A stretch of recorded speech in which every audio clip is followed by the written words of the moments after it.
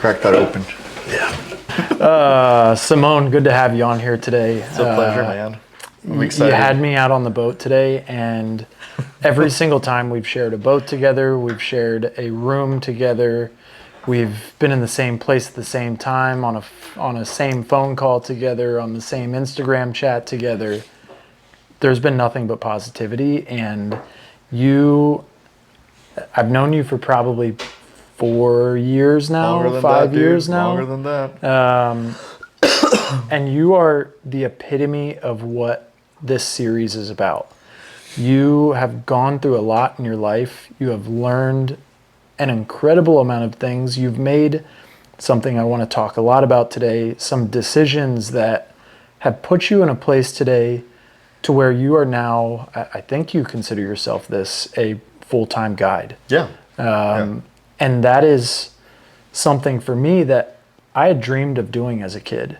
And we actually come from at least partly origin, and we'll talk about this when we get into it, but we're from the same area Florida man. 2 times. Yeah, Florida man, California transplants. Yep.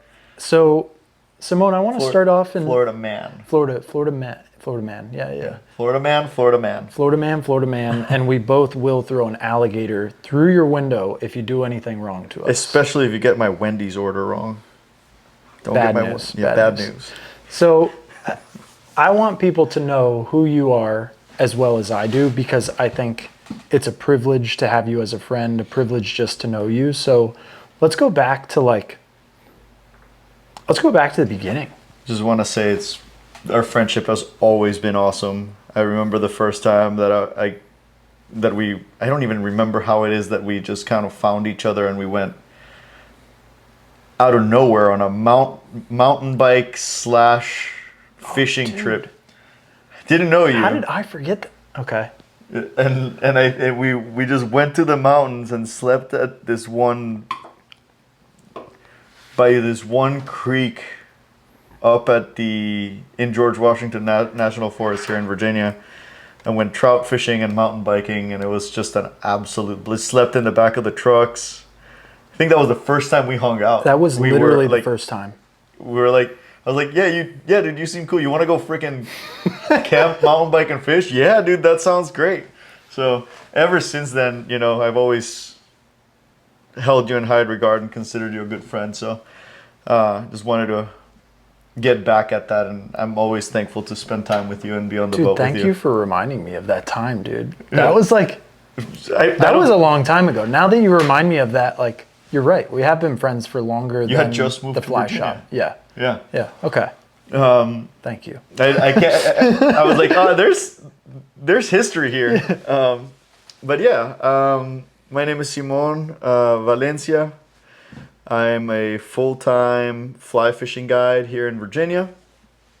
I've been chasing this for just before COVID. So, probably 5 to 6 years now. And I've dedicated my life full-time to fly fishing in general. And there's been stages to that in the last 5-6 years, but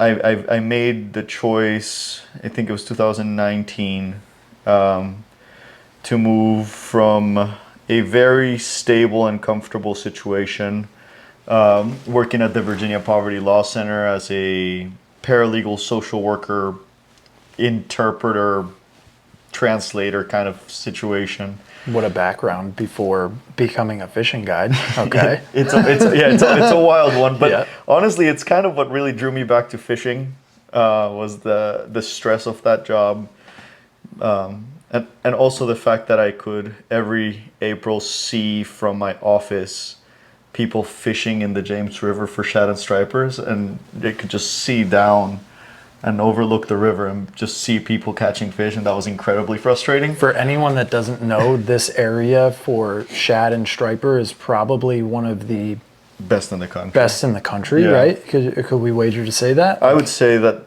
maybe for the month of River, April. No, but those are not real stripers. Right, okay. I mean, it's a saltwater run. It is crazy. The numbers are insane. We get a migration from the northeast of fish that come into the Chesapeake Bay and swim up the rivers.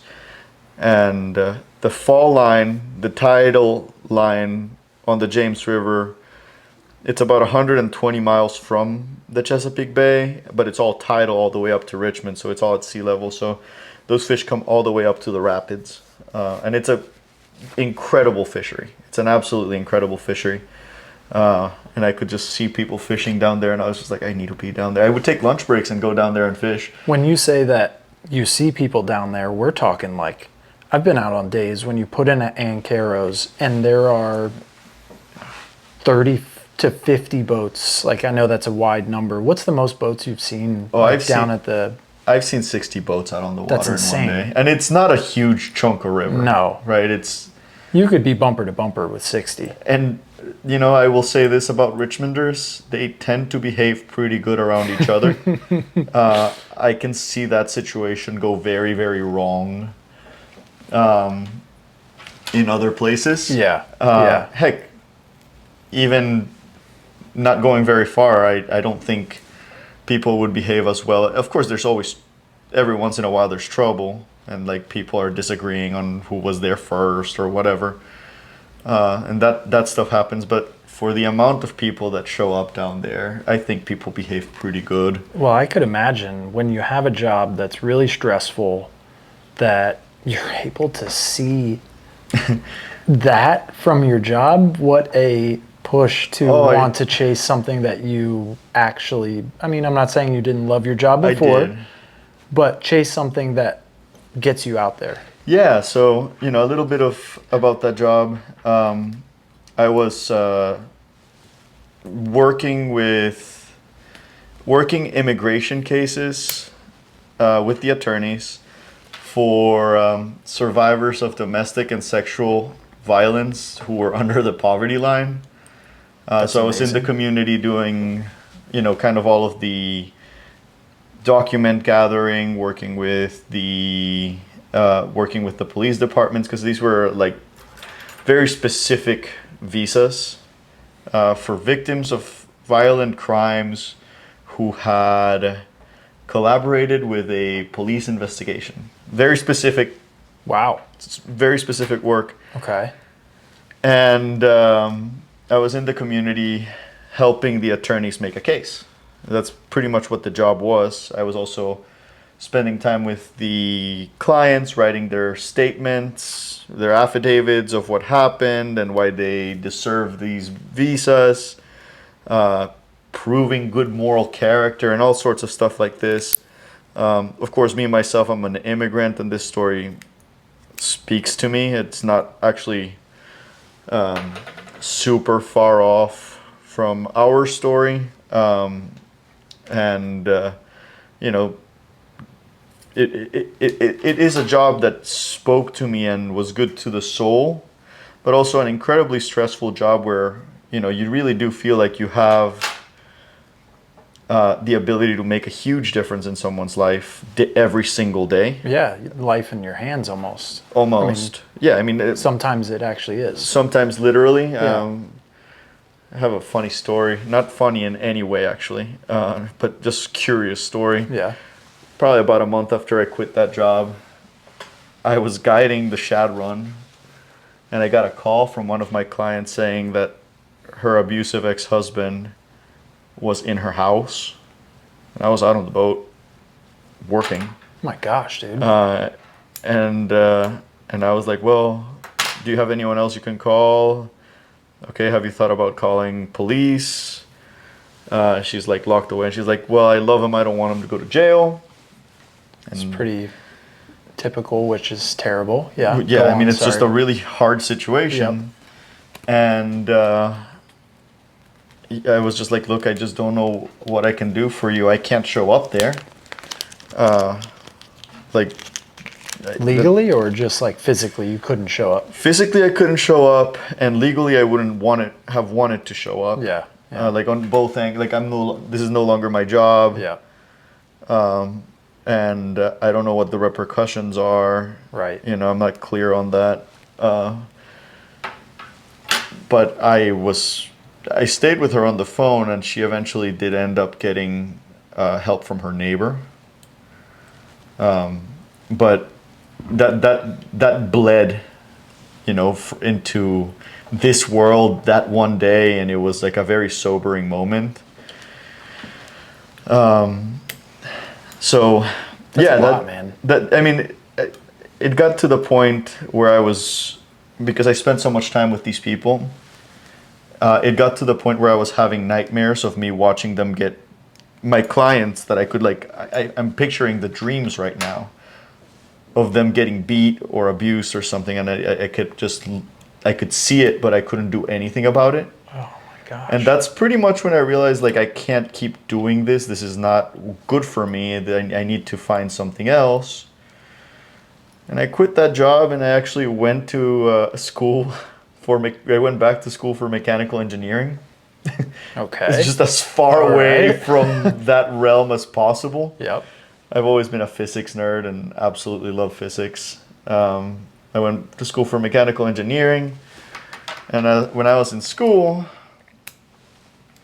had a boat, had my captain's license, and COVID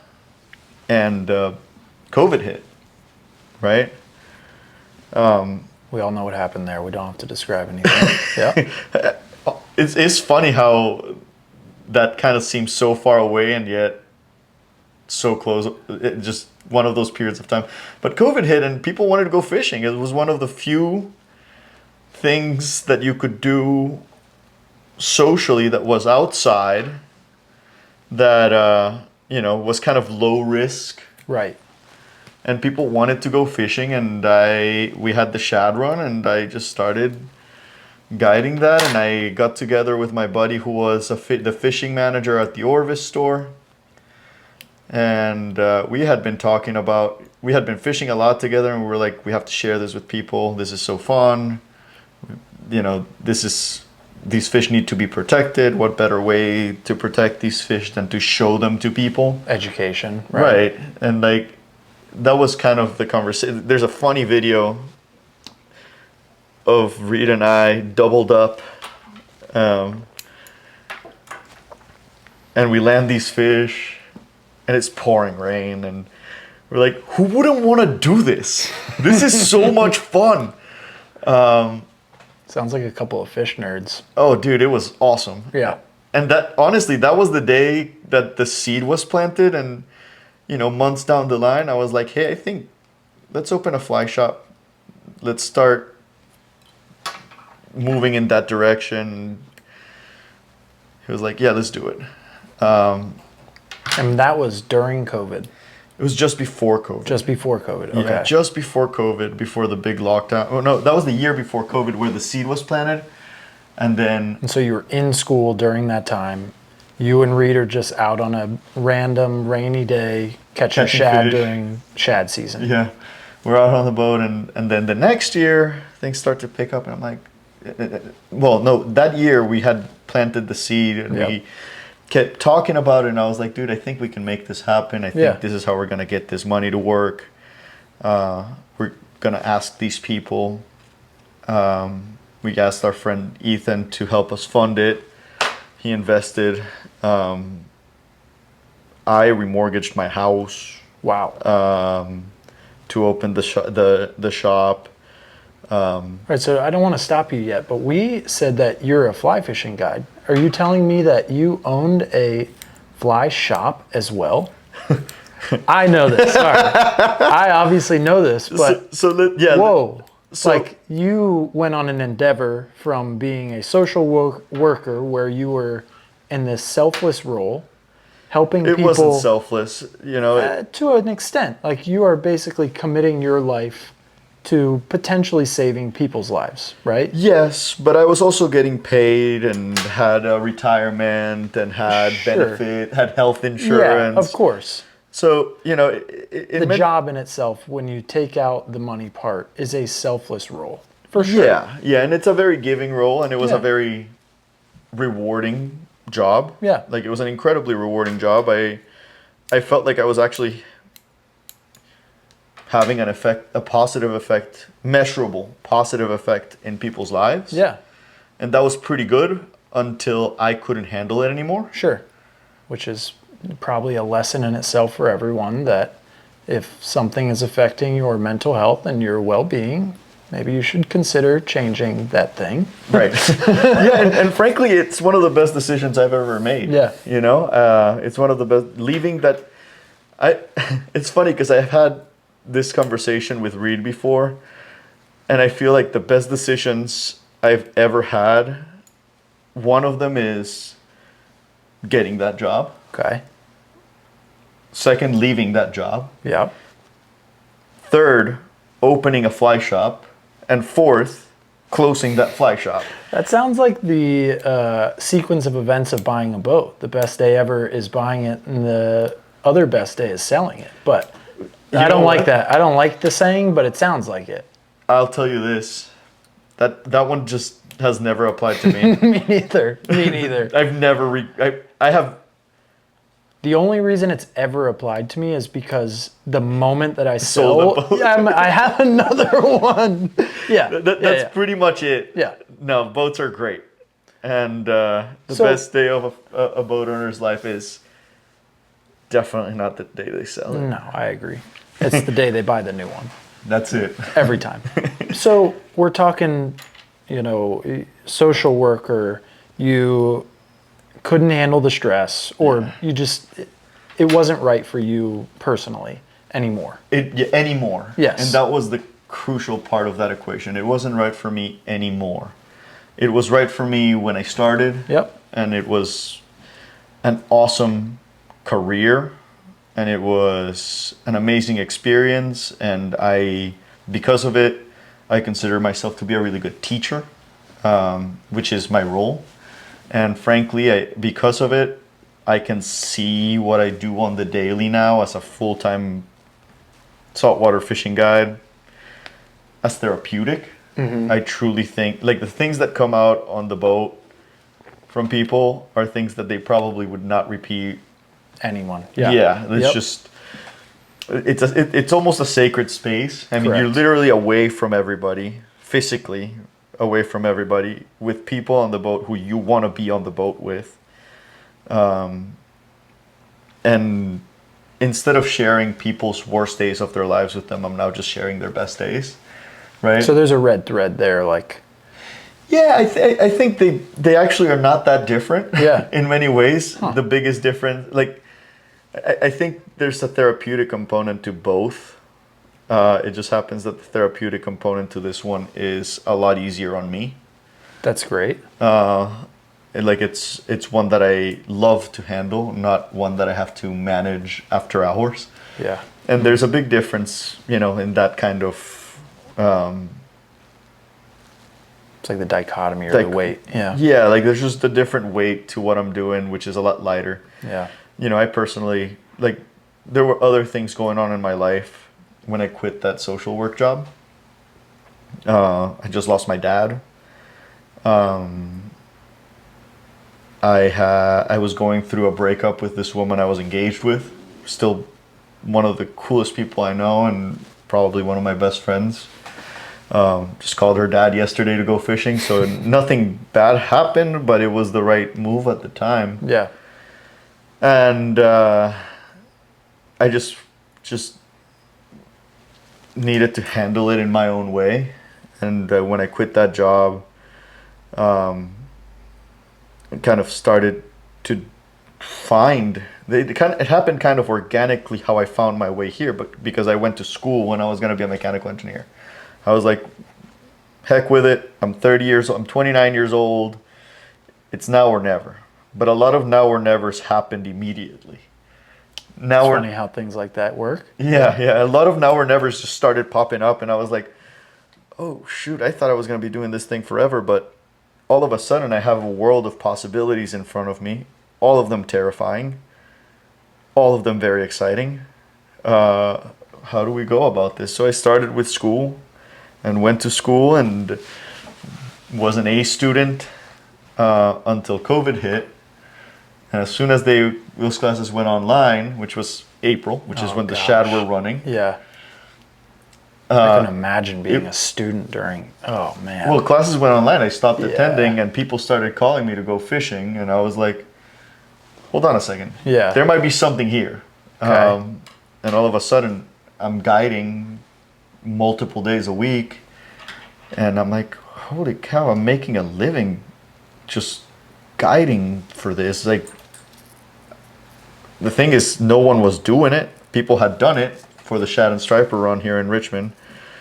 But no one was doing it, so it was like, well, I don't know why they're not doing it. You know, it might not be good enough. I think the reason people weren't doing it is because it's season. It's such a short period of the year. Timing, we're talking about a month, 2 weeks, a I week? think I start guiding March 20th. Okay. And in years past, I've guided through most of May for striper and shad. So it's like a 2.5 month.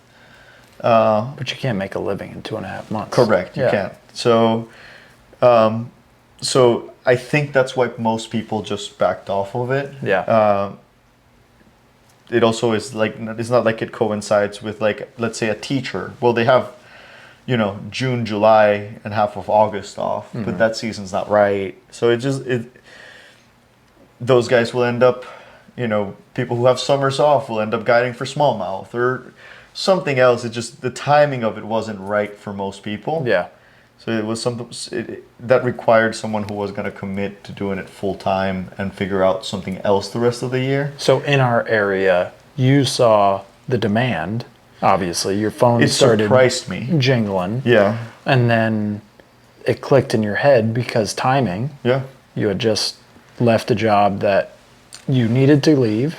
And I had already started almost jokingly talking about opening a fly shop. Yeah, let's jump back forward. So we opened up Simon's a Guide, and now we're talking about you opened a fly shop, but eventually, barely right? a guide, right? Like Right, at this right. point, I'm just like, oh, this person called. I got my boat registered, my captain's license in place. I can take them out. Let's go fish. Yeah.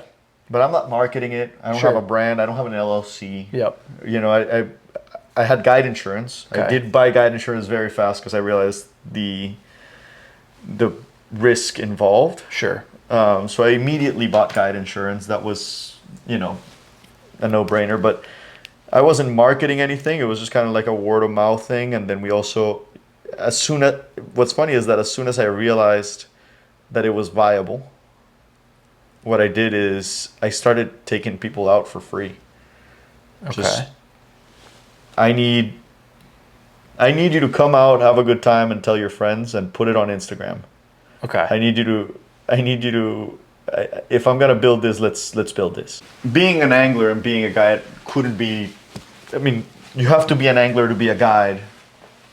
But Right. You don't have to be a guide to be an angler.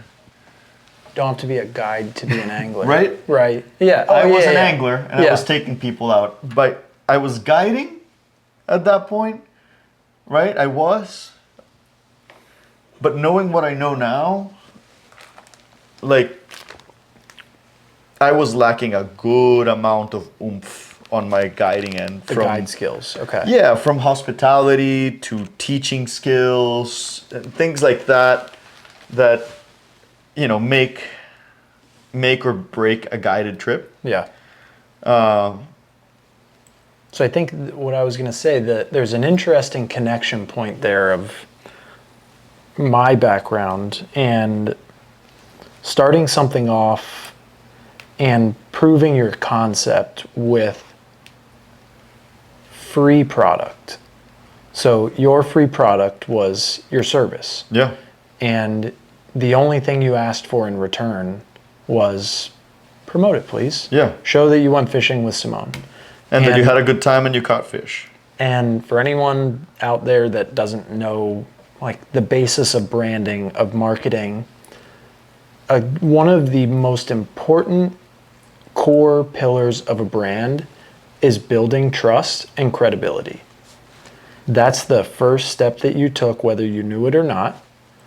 You built trust and credibility around your name. That was your personal brand, because you hadn't created current culture. You hadn't created your guide service necessarily. No. This wasn't a thing. So I just wanted to stop you there. Like, you were already marketing yourself, your business, without even knowing it, building that trust and credibility with our market. It felt natural. You Yeah. know, it's one of those things that is like, well, I need people to know that I'm competent at Sure, this. sure. No matter how competent I actually was, that's a Yeah. different story.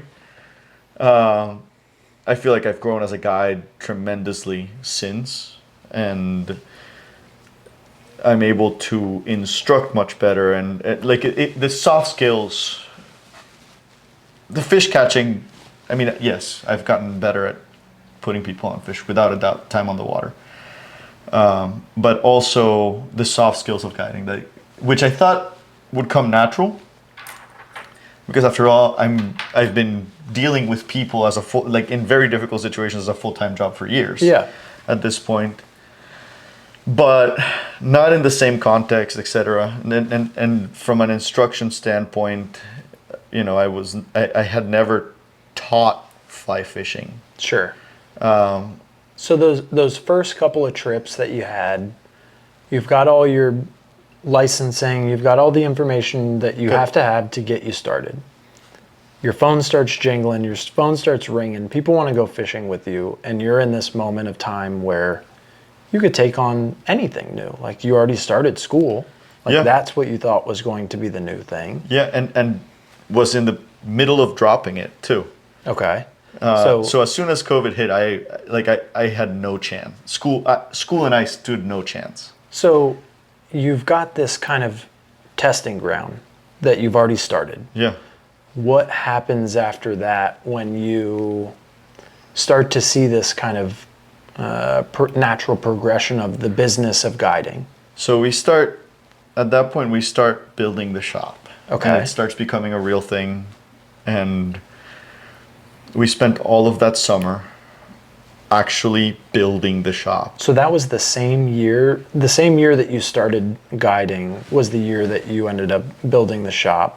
It was within the year. Okay. Yeah. So I quit my job. It was October 18, I believe. We started talking 19.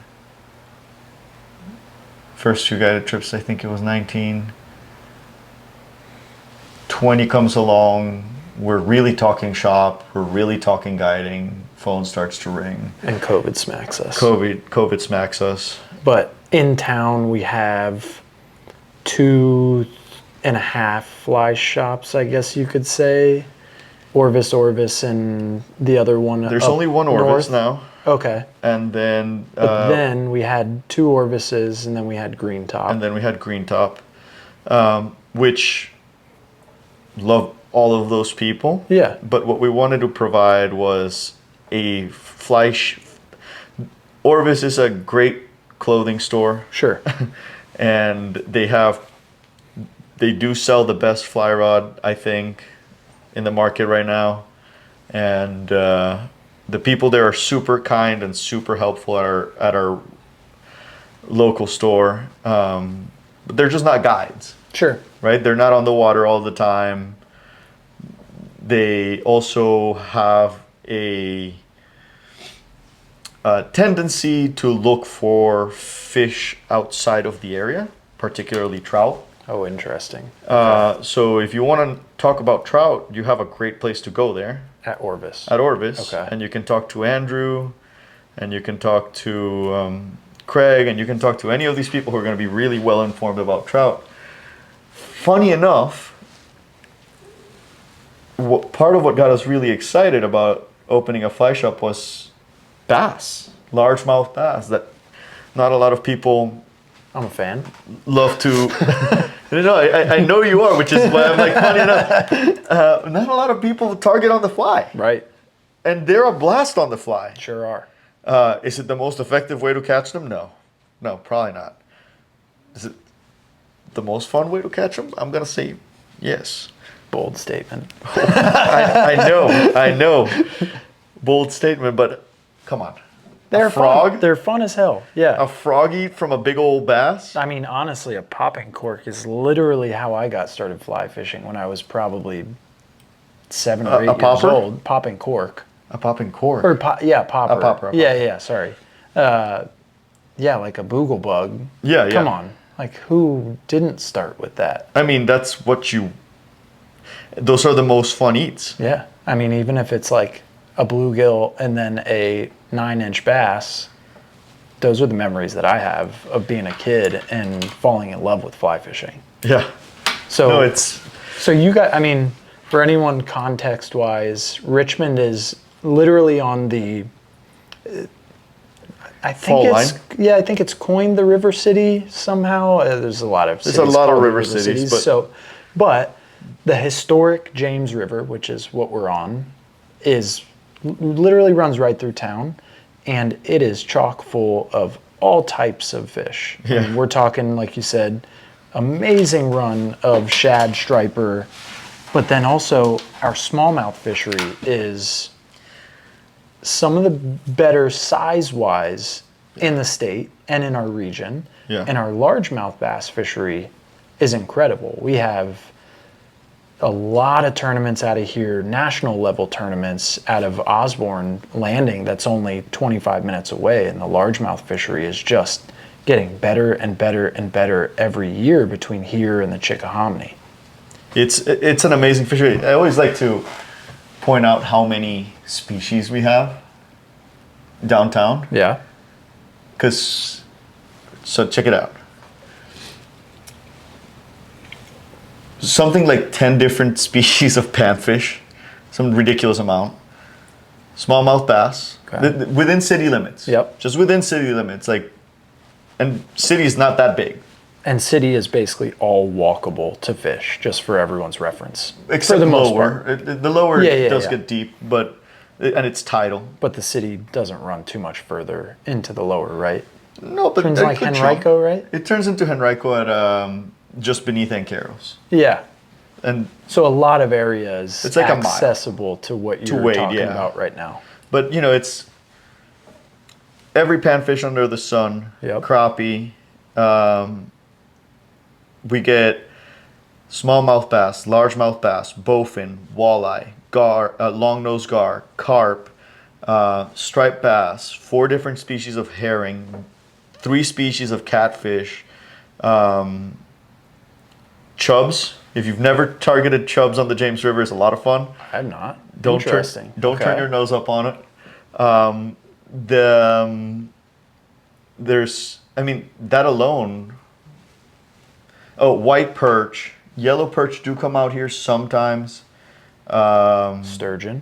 Sturgeon, you can't target the sturgeon. Can't here. target, but But yeah, we have 10-foot long sturgeon that come here. Actually, now are they here now? they're Okay. here now. We should probably go. Just go look at You them can breaching. see them. Yeah, Oh, you yeah, can it's see 'em. awesome. Beautiful. So it's a pretty incredible fishery, like just right here. Yeah. And there was no one guiding on the fly for any of this, and there was no one guiding for it. Actually, I still think we only have like catfish guides out right now on this section. I don't think there's any bass guides or anything like that in this section outside of us who are doing it primarily. It's not. We will take anybody who wants to fish the way we want to fish. If you don't want to fish the way we want to fish, then you should find someone who does, and that's just advice from a guide. Don't think every guide is gonna fish the way you want to fish. They do what they do, and they know what they know, and they're gonna give you your best chance at fish is gonna be if you fish the way they want you to fish. I'm always really clear with people. Yeah, Hey, I like this is how that. we're gonna fish. If you don't like it, let me help you find the right person for Yeah, you. I like that recommendation. If I'm not your guide, it's funny that I have friends who have booked trips with other guides that are like, or clients that are like, yeah, well, we got out there and then we started chumming, and then the fish came up. I really wanted to go on the hunt. I don't care if I skunked. I wanted the hunt. Right. And I'm like, yeah, you should ask what it is that you're doing to see if that's the right guided trip for you. Yeah. Because for some people, it is about catching fish. For some people, it's about the hunt. For some people, it's about the difficulty. And all of that is fine and dandy, but you got to find out what you want to do and then make sure that you have a guide who's going to do what you want to do. Right. Don't 'cause- try to convert your guide to your method. You're not going to find success that way. And at the end of the day, you're the customer. So don't waste your money working with someone that you're trying to make them learn your ways on the water. Don't do that. Right. And I don't even take it personal when I tell them this is what I do. Do you like it? No? Okay. Then I'm not your guide. Let me help you find the right guide. Right. If you ever want to do this, I'm here. Right? So just a little tip. Don't try to convert a guide to your fishing method. Trust them on theirs, because frankly, that's what they know. You know, we've caught many redfish here in the Chesapeake Bay. But I can tell you this right now, if you want to go and cast at a point and swing a fly at a point and catch a bunch of fish, I'm not your guy. Like, you want to go do that, you should call my buddy Captain Wayne McMasters, and you should do that with him, because he Simon's knows got a how guy. to do that. Simon's got a guy for that. So I got a guy for you. So you got to trust my process. I can't just learn a whole new process with you on the boat because it's what you want to do. You're booking me for my expertise, and I have no expertise doing anything that I don't do. right. And so, okay, so for But- the shop, let's get back on the shop. Yeah, let's get back on track. Yeah, sorry. The shop, we know that there were 2 shops. We have 2 Orvises. Most people that live in an area where there's good fishing, especially fly fishing nearby, or at least it's known, Yeah. they have an Orvis nearby. Sure. So a lot of people have experienced an Orvis store, and like we said, it's a great clothing shop. They likely have, I own a lot of Orvis stuff. They have great gear. I mean, their fly rod, like you mentioned, is one of the best, period. Yeah. Their reels, their wading gear, so on and so forth. Great stuff. But for the most part, you're going to walk into an Orvis store and you are going to get a fishing report. You're not going to talk to a guide. And Green Top, kind of similar. I mean, Yeah, no I'll one on give the fly fishing end. yeah, I'll give my experience from Green Top.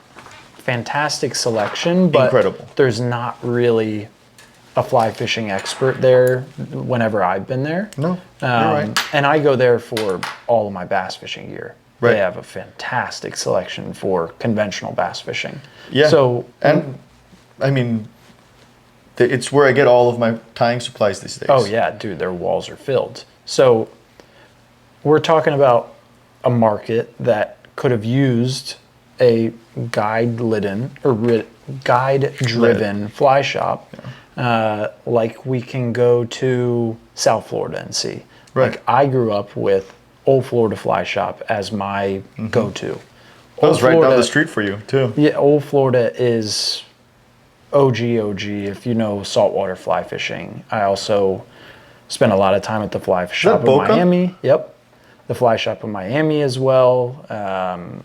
And then you go to Montana or Colorado or any of these places where a fly shop owns a guide license, and almost every single one of the associates in the store is not just an associate in a store, they're a guide too. Or have guided, Or have guided, or guide a season, or do something. or fish like crazy. Yeah. And So there that's- was an opportunity for that here, and you guys saw that. Yeah, and because frankly, we had that experience that you had whenever we went into a fly shop, and it's like, okay, well, you know a lot about, and mind you, Reed was the fishing manager at Orvis. Yeah. And I worked at Orvis. Yeah. So we knew what it was. Sure. That's another great, I think, tip for people. You guys had experience of working at a shop. You knew the clientele that were walking in. You knew probably a lot of the procurement stuff, the sales tactics, so on and so forth. Right. So And just I just a good wanna, note. And I also want to clarify where in that realm my employment at Orvis was. It was during school, only for about 3 months. It was a seasonal job, just kind of to make sense out of it. And is that how you met Reed too? I think we got to fast forward eventually to who Reed is and how we met him too. Reed is my business partner. We opened the shop together. He's a full-time guide. He Yep. does warm tidal water, and bird hunting. And we actually, the story on how we met years earlier. I was friends with his current wife. Oh. He hasn't been married more than once. That's a joke. With his wife. But I had known his wife for years, and I actually fell out of a tree, broke my arm. There's a Wow. Okay, funny. so you've known Reed for a little while. We've been fishing buddies for a long time. We got a job at Orvis together. He made it up to fishing manager. I quit to focus on school. Yep. And you know, And so now you guys are buddies. You're fishing together all the time. all the time. You find out that there's this demand for not only guide trips, but also a fly shop. Like that's Yeah. two entrepreneurial endeavors in one. Right. So you guys are let's jump forward like mid 2020. We're talking crazy pandemic. You're Building a beyond just an idea now. yeah, we have a lease. Yep. We have attorneys, and we're getting a business license, and we build up this shop, and it becomes our dream all of a sudden. Yeah. You know, it becomes our every waking moment. We finish building, and we built every fixture in that shop. Like we didn't have build out money. We didn't have money for furniture. We actually got some materials for free to build the counter. Oh. Like just 2x4s and plywood. And just started building. And we spent that summer highly caffeinated.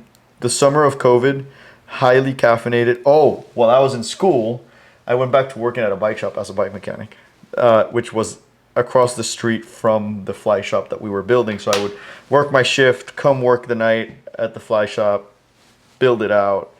We're getting our dealer's licenses, and we're getting our dealer agreements with all the brands, and we're actually building the shop. We were very proud of it. When we finished built it, I think it had a really nice vibe.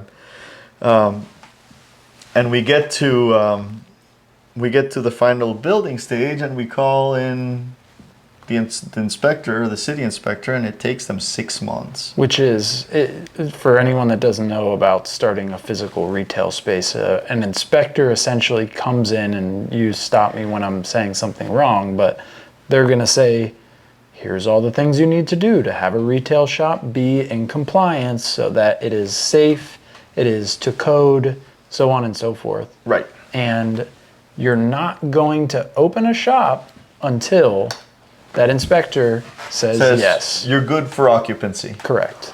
So 6 months. 6 months go by. City has not sent anybody. We are paying rent. We're basically using all of our. We have walls stocked. We're paying. We've taken loans. We've taken on this debt. We are trying to make this thing work, and we're just losing money. Money that you don't have. Yeah. I mean, he was the manager at the Orvis store. Before that, he was an arborist. I was a recovering social worker that had remortgaged his house. It's not like... So you guys were rich. Yeah.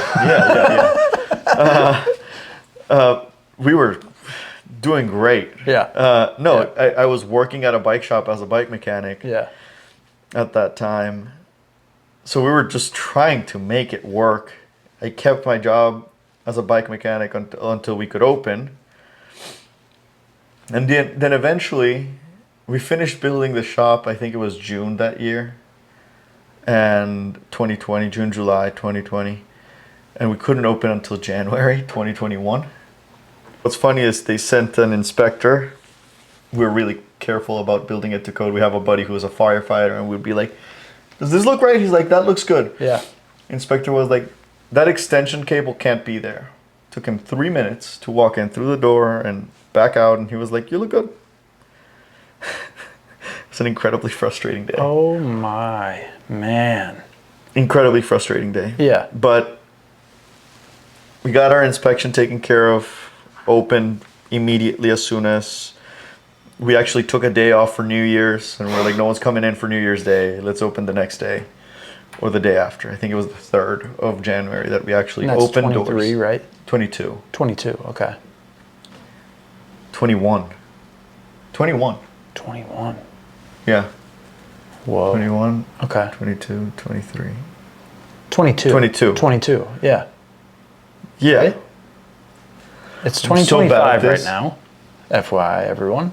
I don't know, but it was... So you after 6 months of waiting. What is 4 years ago from today? 4 years ago from today would be 2021 technically, but that's Because like, we've been closed for a year. We were open for 3. I mean, technically we're almost at the end of the year. It's almost September. All right, man. 21 I or don't know. 22. Yeah, it doesn't matter the date. I know we closed September 20th of Last last year. year, so it's been a year. Okay. But But either way, it took you 6 months. Guy walks in, says, this is wrong, but all good. Let's go. he just says, unplug that extension cord. He's like, pass inspection.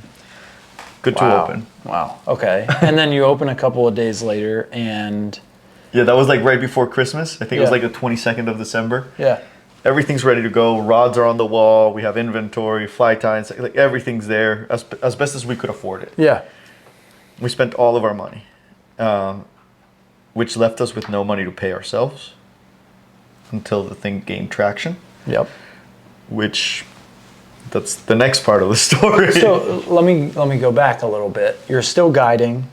yes. You're still working at a bike shop to make some ends meet, Yeah. whatever you could do. Yeah. How, I think this is going to be helpful for a lot of people. How did you get the money to start this fly shop?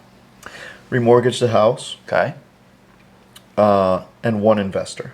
Okay. Now, if I was to do this again, I wouldn't have used my own money. Okay. And that is probably, if you're looking for capital, if Yep. your idea is good enough, you should be able to find someone to fund it, to borrow from. Whether Okay. it's the bank, whether it's an investor. If your idea is solid enough, have someone else pay for it. And so how did you Unless guys, you have a ton of money. yeah.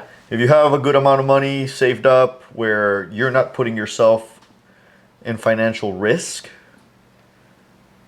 the market will tell you. If you will find somebody who is willing to let you borrow money for a great idea. And so one of the things, just roll back really quick, just from my marketing career, if anyone knows the acronym PMF, that's product market fit. What you were doing when you were giving away your guide My trips labor, for yeah. free, that's understanding product market fit. And not only that, I know things. you also were essentially like trying to figure out, like, is this viable? And then moving to the next stage was, I have this other idea that I think Would there's complement. demand. Yeah, there's demand here for people that want this custom experience or a more community-driven experience through knowledgeable guides that will help you walk through every question you have. They're very local. You'll be able to go in there, and we can talk about the fly shop more, but this was my experience because I literally lived. Oh, This down was the my street. dream too. Yeah. Because I had a fly shop 3 blocks from my house, Yeah, which is growing pretty up. awesome. Oh, yeah. But It was down the street from you, yeah. you went out to look for an investor, and you had solved product market fit for being a guide. Mm-hmm. You also found that there was demand for a fly shop. You looked at the area, you understood what was available in the area, and you understood what wasn't available in the area. And I understood that there was a culture around fly fishing that Right. was there, but unaware of what we had in our backyard. Yeah. Like everybody who fly fishes in Richmond is a trout angler. The closest trout stream is an hour and a half. And so I think this is really interesting for people, because I don't think that a lot of people know that investment money is available, or money from private investors or venture capital, or however you get this money, that people are willing to bet on you. Yeah, so that's probably the thing that I've learned the most, the most important thing while dealing with other business owners. We applied for a grant, for example. We applied for a grant that we got. It was a Comcast grant that we used to buy more inventory. Oh, man. Okay. But it was a Comcast grant. It's the and Comcast that everyone knows? Yep. Wow. Okay. It was $5,000, a commercial, a technology makeover, internet for a year, and business coaching. Wow. So, big grant, right? That's like awesome. a business changing kind of grant. And we got it, and we were networking, and we were networking at one of the events that they set up, and someone was like, yeah, the best thing I ever did, this is not my first business. Another recipient of the grant. This is not my first business. The thing I learned is that if your idea is good enough and it's gonna withstand time, there's probably someone willing to make money on it. There is someone out there who is willing to bet on a great idea, and part of your job is to find that person. Right. Whether it's the bank, again, it could just be the bank. But if the bank is willing to loan you money based on a business plan, you probably have a pretty good idea. Yeah. If no one's willing to bet on it, you should reconsider it. Yeah. Or rebuild that plan. Yeah. So you said there's always someone that's willing to invest in you, and I think In a good idea. in a not good in you. idea in you, but that's like a couple of part thing in my brain. There's risk in business, period. Yeah. And people with money have gotten there because they've They taken take risks. And we talked about this off camera. There's a lot of people with a lot of money out there. Mm-hmm. We live in a country where there's tons of entrepreneurs, there's tons of people that have made great decisions, and again, that decisions thing, like, you got to make good decisions to make money. Yeah, we'll get to that. Yeah, but there's people out there that have a lot of money and they can't do everything.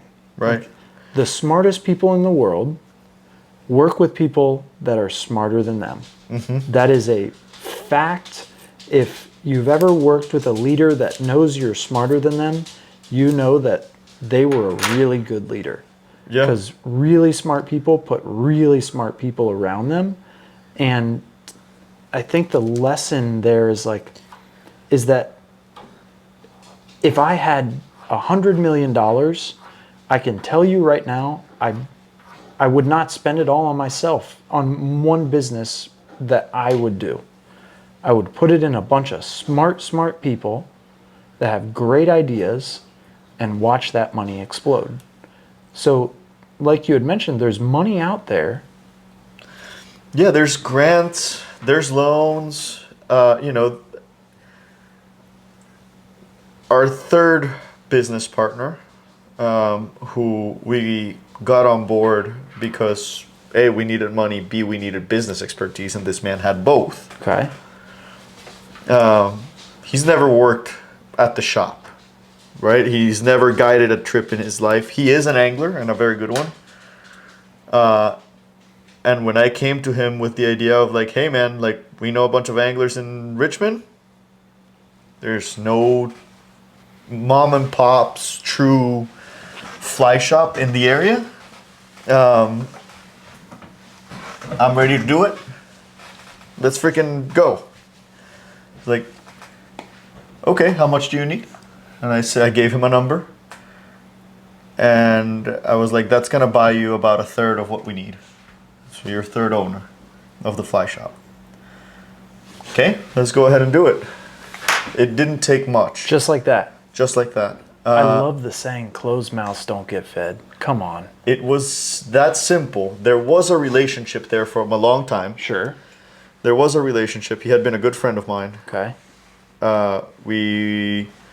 He has put his money in plenty of other businesses in town. Okay.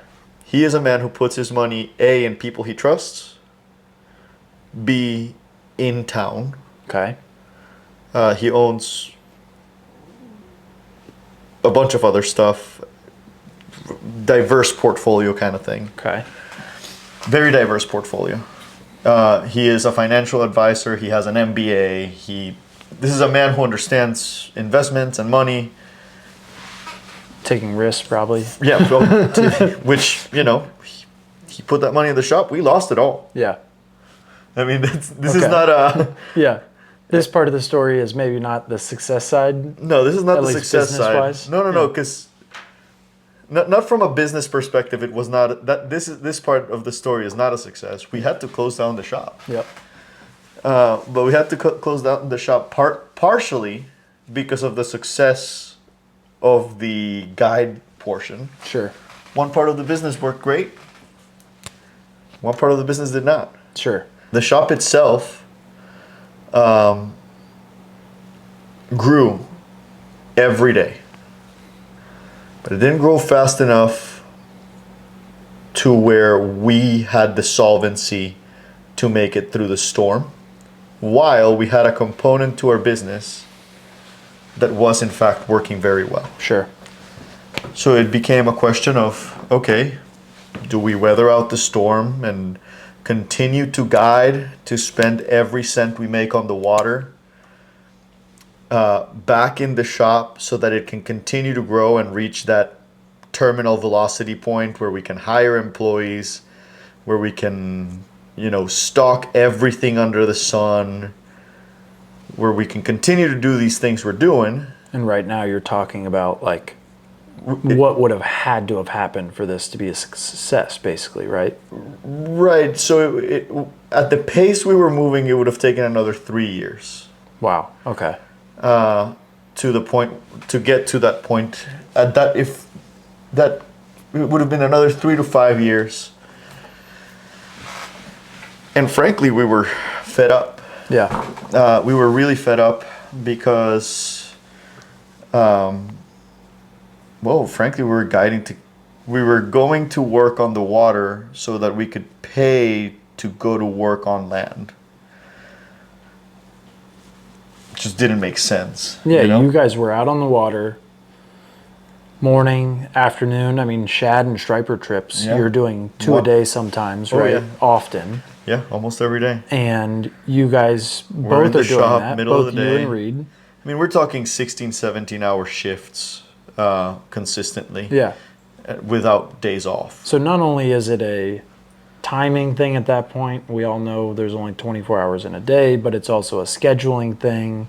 It also turns into a financial burden. Right. So really interesting that you guys, maybe you weren't thinking about this in the beginning, but for anyone looking to do something on their own, one of the biggest things that I've learned from other entrepreneurs is having a diversified portfolio and learning from that portfolio of, one, what do you enjoy, and two, what's working. Mm-hmm. So you guys found that out pretty quick. I mean, it took a little while, but it wasn't that long. Like, you're not bleeding money for your entire life trying to keep something afloat. Right. And you were able to transition and see what was working and what you actually enjoyed. And those were the two outcomes that brought Current Culture, which was the fly shop portion, or Current Culture Fly Shop, Yeah. to Current Culture Fly. Yeah, to Current Culture Fly. So I just want to give a little remembrance to what Current Culture Fly Shop was, though. To me, it was a hub, a community, a place where I could go have coffee every other day. Like I'd come in there with my computer. And your kid? And my kid has been going to Current Culture Fly Shop since he was Born. probably 6 days old. Yeah. I walked him over there. So Simón has been daddy, Unc for a while. But I mean, that place was community. It was a hub for a lot of people. And previous to Current Culture Fly Shop, we just didn't have that here. Right. Yeah, and that portion, to me, Yeah. was the best. So, funny thing that you mentioned that is because when we decided to close down the shop, we realized that we no longer needed the physical space Yeah. because we had the community. And that's why I said for sure, I said it wasn't a success from a business perspective. And when I say business, I mean financial. Yeah, and even then, I still think it was. Yeah. And let's talk a little bit about that. So you had 2 business ventures going on at once. Yeah. You both are guiding, and there's a fly shop portion. So I understand why it wasn't necessarily 100% business and financial success. But I also understand what you're saying now. Just help people understand what that means. So the shop allowed us to build a community around fly fishing to the point where people got to know us and got to know each other and got to build relationships with each other as fly anglers who didn't know each other, because Orvis or Greentop didn't really ask you to come in and hang out. Right. They asked you to come in and buy stuff, and we were not. I mean, of course, our goal was to sell stuff, but we were looking further out, I think, in the future, and it was the fact that people come in here to hang out means that we're going to book trips for years and years on end. Right. Like, it's a good business decision. It wasn't just a business decision. We truly enjoyed. Like, the only thing I miss about that fly shop was the fact that I got to see people that I like and talk fishing with them all the time. To me, that's the thing I miss about it. Right. So, but even then, when we came to the conclusion to close down the shop, we were like, we just don't need it anymore. Yeah. We have the community. We have our newsletter, we have Instagram, we have all of the events that are community building events, our panfish tournament, fly tying. Which just happened too, right? Right. The panfish tournament. Yeah. Yep. And it was awesome. And we had a huge, I think it was like 60 some people. To enter the tournament? Yeah. No way. Yeah. Wow. Okay. I mean, it was a big success. Yeah. And it's our 3rd year doing it, and and we just do it for. I mean, it's a free tournament. There's no money. No money in it. Yeah. And that's the goal. Is hey, it's mid-August. All fishing has slowed down a little bit. Yep. Dog days of summer. What hasn't slowed down is panfish. Right. What hasn't slowed down is panfish. Let's go.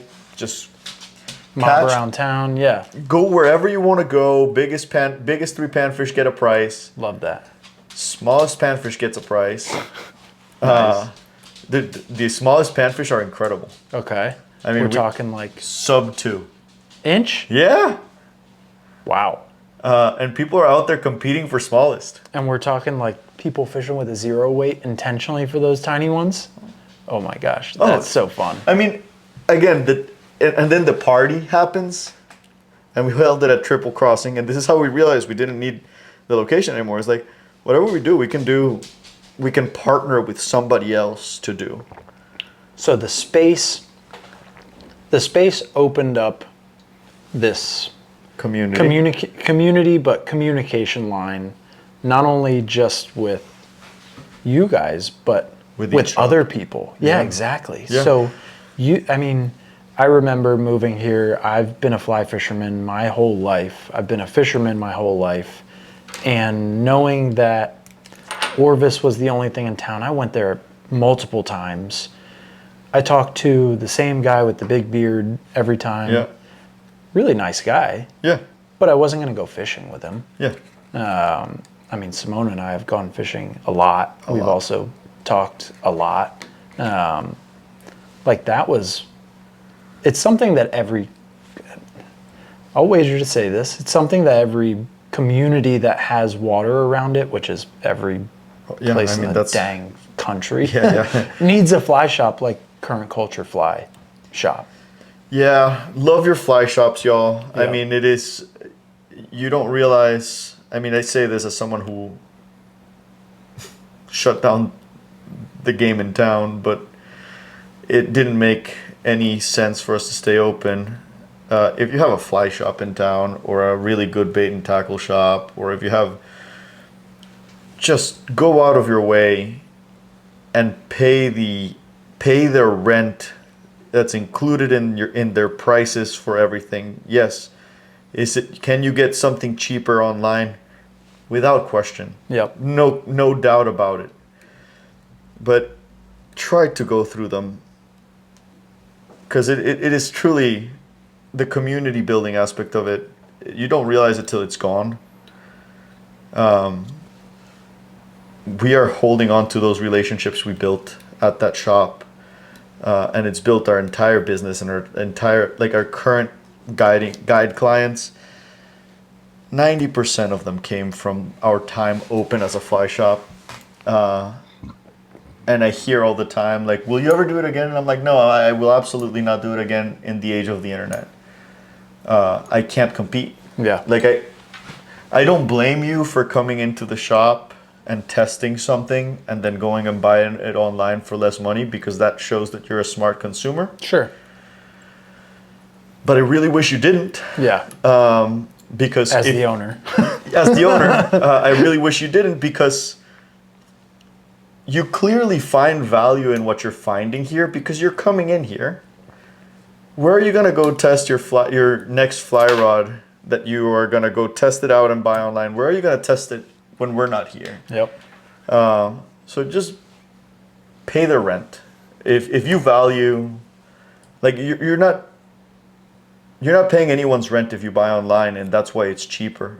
But if you value having a place to go in and talk about how a glide bait moves, or what the fish are hitting, or if the fish have moved shallow, or if the lake has flipped, or if the redfish are, over mud or over grass, just pay the rent. Like, fly shops and tackle shops are going to struggle more and more. Just pay the rent. If you value that kind of interaction and that part of the community building aspects that these places present to you, just go out of your way to do it. Yeah. That's a, I would love to have a fly shop in town. Now that I don't own one, I would love to have one, just so that I could get my stuff. Like, look at this. This is a mess. I need to buy this. I go deliberately to Green Top rather than buy online, because it's A, my closest, and B, it is, as big as it is a mom and pop shop. It's just a very successful mom and pop shop. Sure. And they do a great job stocking it. Gabe does a great job stocking the fly tying stuff, and they have nothing but good things to say. But if you have a little mom and pop shop that you can go in there and talk to somebody, I think it's worth just mentioning. Go out of your way to save that for yourself. Yeah. Selfishly, keep it. Yeah. There's so much more value that you're getting out of that one jerk bait or that one fly rod than just the transaction. You said it earlier about Orvis and Green Top. Like, nothing against those guys. Like, we live in a country where everyone has to make money, including the big guys, including Amazon. Like, Amazon is paying other people's bills, but they're making a heck of a lot more money doing it.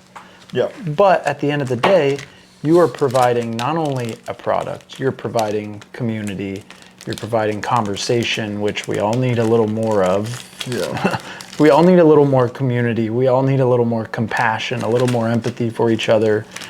a little more positivity. And you guys were that for me, at least. Like, whenever I needed someone to chat with, like, could always count on walking in, and either you or Reed were going to entertain my bullshit. You know, it's especially funny. during my musky days. Oh, that was driving you insane. I know you were gonna come up with that. Oh, it was funny watch you go crazy. It was nuts. It was a dark period of my life, I will actually admit. Yeah. You were going crazy. Yeah. Yeah. Tell me about this. Simón was part of a pretty dark period in my life. I actually purchased right when we moved here, I moved to Richmond in October 2020. I immediately knew that there was one fish, only one fish that I needed to catch. So what did I do? I bought a jet boat, and I committed over 12 months of my life. Pretty much the only trips that I took were for muskie. And if anyone knows how hard it is to catch a muskie, on a fly rod. Yeah, hold on. Mind you, on a fly rod, because I never brought conventional gear when I was targeting muskie. And I never went with anyone else. Who knew what they were doing? No, I didn't go with anyone. I didn't bring anyone with me on the, I think I clocked 22 or 24 days, something like that. And mind you, this is winter time. Yeah. Virginia, Appalachian Mountains. This is late September until Like March, yeah, April. March, April. I think I might have even got a trip in May. So it wasn't a full 12 months. I might have gotten like one season to the next, like tail end to end of the next one. Yeah. But I committed my life to this fish. And every single time that I'd go, I'd come back, tell them how pissed off I was because I could get a muskie to follow almost every trip. Almost every trip. And I was going to new places. Every single time it was a 2-hour plus drive, minimum. Like, that was lucky if I got a 2-hour drive.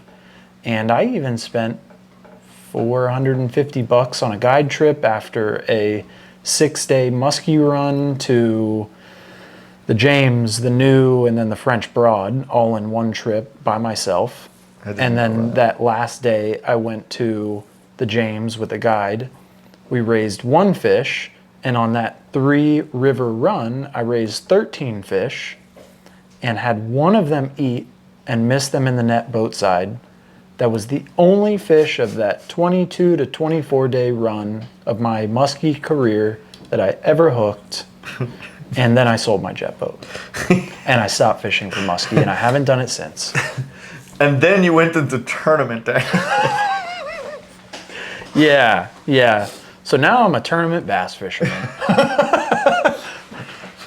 Yeah.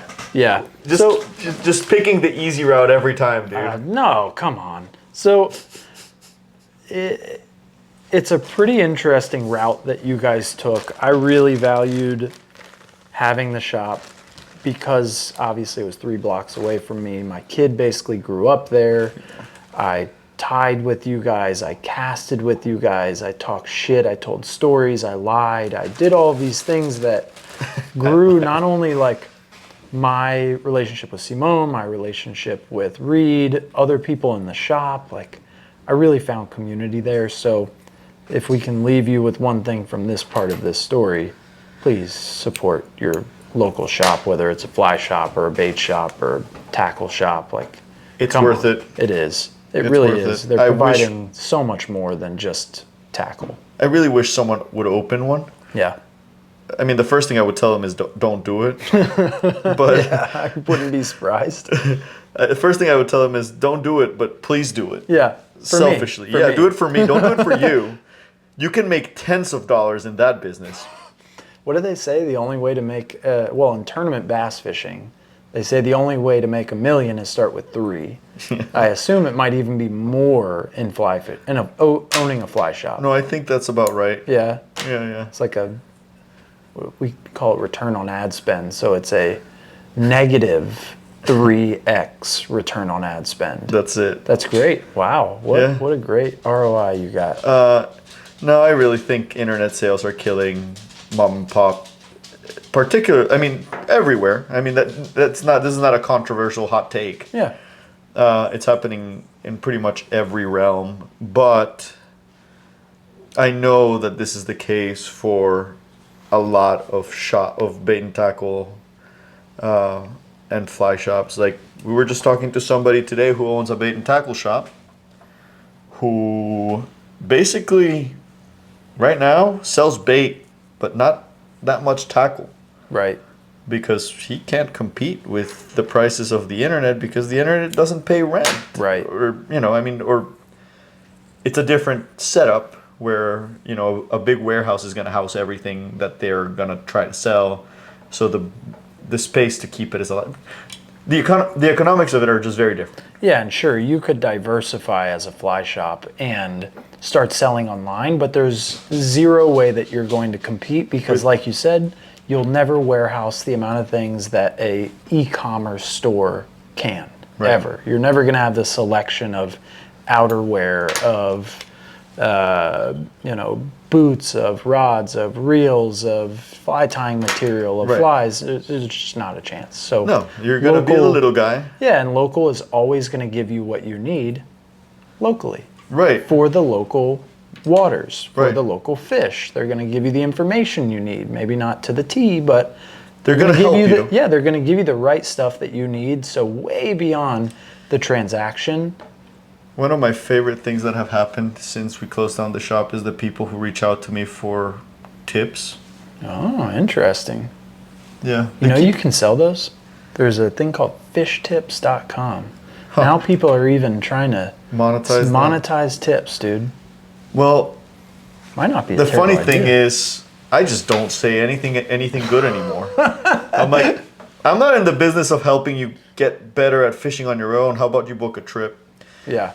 I mean, I will give information. Yeah. I know you're not being that harsh. Not being that harsh, but the information I'm now sharing is, yes, there are smallmouth in the river. Yep. Is there good wading access? Yes. Sure. You can find it online. Yes. I don't go as far as sending them open Google Maps. Yeah. Find it. I don't go that far, but I do go as far as being like, hey, there's about 6 access points in the city. Some of them are wadable. Please wear closed-toed shoes. Good information. Yeah. But at this point, I'm not in the business of making you a better angler. Yeah. Unless you're booking a trip. Yeah. And frankly, that's work. And so let's fast forward to today. Now you are off. Well, you guys found that the shop was not viable, but this other business venture that you had in your diversified portfolio, which was guiding. Yeah.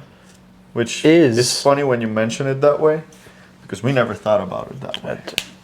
I'm putting it in maybe a little more business terms, but you guys were smart. And now you are a full-time guide. That is your job solely. Mm-hmm. You're not guiding from 6 a.m. until 6 p.m. and then going into a shop at 6 p.m. and working the late night shift. Yeah, or working at a brewery or, or like having a finance job or something. So what do you offer today? I know that you do shad and striper, but I want to hear more about your bread and butter and what you are super passionate about, because I am passionate about that too. So I'm basically just pulling around the creeks and flats of the lower Chesapeake Bay for redfish. We have an awesome red fishery. And we, that's my favorite fish of all times. Florida man, got to stick together on that one. That's right. Even though, I don't know, people don't seem to love them that much down there. Depends on where you go. Yeah. The northeast, Northern like Florida, the Jacksonville, St. Augustine area, and then even down like Mosquito Lagoon, and then like the upper left area for sure. But South Florida. Yeah, it's all about the snook. Yeah, Glades is definitely snook. You can still find some tail and reds, Oh but yeah, I think snook is definitely the The big king. dog in the Yeah. South Florida area. yeah. Snook, bones, Yep, tarpon. tarpon, yeah. Um, So you're from my understanding, I don't know a lot of guides around this area that are offering a pushed service on the flats in Virginia. Like I know if you go down to Charleston, you go down to North maybe like North Carolina. Carolina, you can find those. But here in Virginia, like if you guys don't know where we're on the Chesapeake Bay, basically. Well, the Chesapeake Bay Drainage, is yeah. a drainage of, well, the James is a drainage of Chesapeake Bay, and we're on the tidal section here. and we're on the tidal section here. And the Chesapeake Bay is the biggest bay in the, Saltwater estuary in the continental U.S. yeah, in the continental U.S. So if you, as you could imagine, there's a lot of water that comes in here, which also brings a lot of fish. Yeah. Migratory fish and fish that haven around. here Forever. all year. Yeah. Always. And redfish, we have got a really diverse red fishery. Like really diverse. Can you give me a little background on like what these redfish do here? I mean, they behave in many ways very similar to how they behave everywhere, Okay. right? So little ones are shallow, and by little ones, up to about 35 inches. It's crazy. And then the big ones are in the bay in the summer and just offshore for the winter. So they're around year round. They don't. You can catch redfish in Virginia every day of the year. It's pretty unique. Though it gets really cold. You could say that about pretty much every red fishery. Yeah, yeah. But when it gets really cold, which of course this is the northernmost area of their range, when it gets really cold, they do shut down Okay. completely. Just hard to get them to move, hard Yeah, to get them to spook even. We went out in February this year. That was We saw them. yeah, we saw them, but that They did not move. No, they were. You I made can't a say few this good word. casts. Yeah, I can't say the words, but it was frustrating. Yeah. We had some really nice fish right in front of us in gin clear water. They were big too. Yeah, yeah. We had some really nice fish like Yeah. right there. Yep. They did not move. Nope. They did not eat. They did not spook. Nope. Nothing. I made at least 10 casts on Oh, that yeah. first pot of the first two. I mean, Oh, I can remember them perfectly. yeah, that No, was I remember that frustrating. moment. That was super frustrating. We went knowing that was gonna be the case though. Yeah, that was a day. I mean, we had to get out of the boat, push the boat. And that water was cold. Yeah. But I mean, we're talking year round, and you just mentioned something that I know is an anomaly: size. So yeah, generally speaking, the bigger fish of like any species is gonna be on the outer or northernmost of the point of their range. In the case of specks, for example, Virginia does have a lot of the world records. Speckled trout. sea trout. Yep. And as far as redfish goes, Virginia holds 8 of 10 world records. That's The other wild. 2 are held by Louisiana. Louisiana's nice because those big reds come in shallow for a long period of time in the winter, and Right. like fall, winter. So it does have its charm. I think every red fishery has its charm. Sure. Like Charleston, I don't think they have as many or as big a fish as we do consistently, but they tail all the time. That's fun. That's special. Yeah, that's right? fun. And that makes them a lot more accessible. You can wade for them pretty easily down there. Louisiana, they come in shallow for some odd reason through the fall and winter. Awesome. Love that. Love that for anyone. Awesome. Yeah, they're just tanks that Yeah. come in shallow, starting like October, November, which is great. But for us, we have just really large fish. Yeah. We like 50, 55, 58 inch fish are not Dude, that's insane. that uncommon. Yeah, it's crazy. And we're talking, I've heard you say there are schools of those fish. Oh, it looks like when you run into them, it's just like no questioning. You can see them about 500 yards away sometimes. I'm just thinking in my head, like, what would I do in that scenario? Pee your pants. Yeah, exactly. Yeah. Yeah.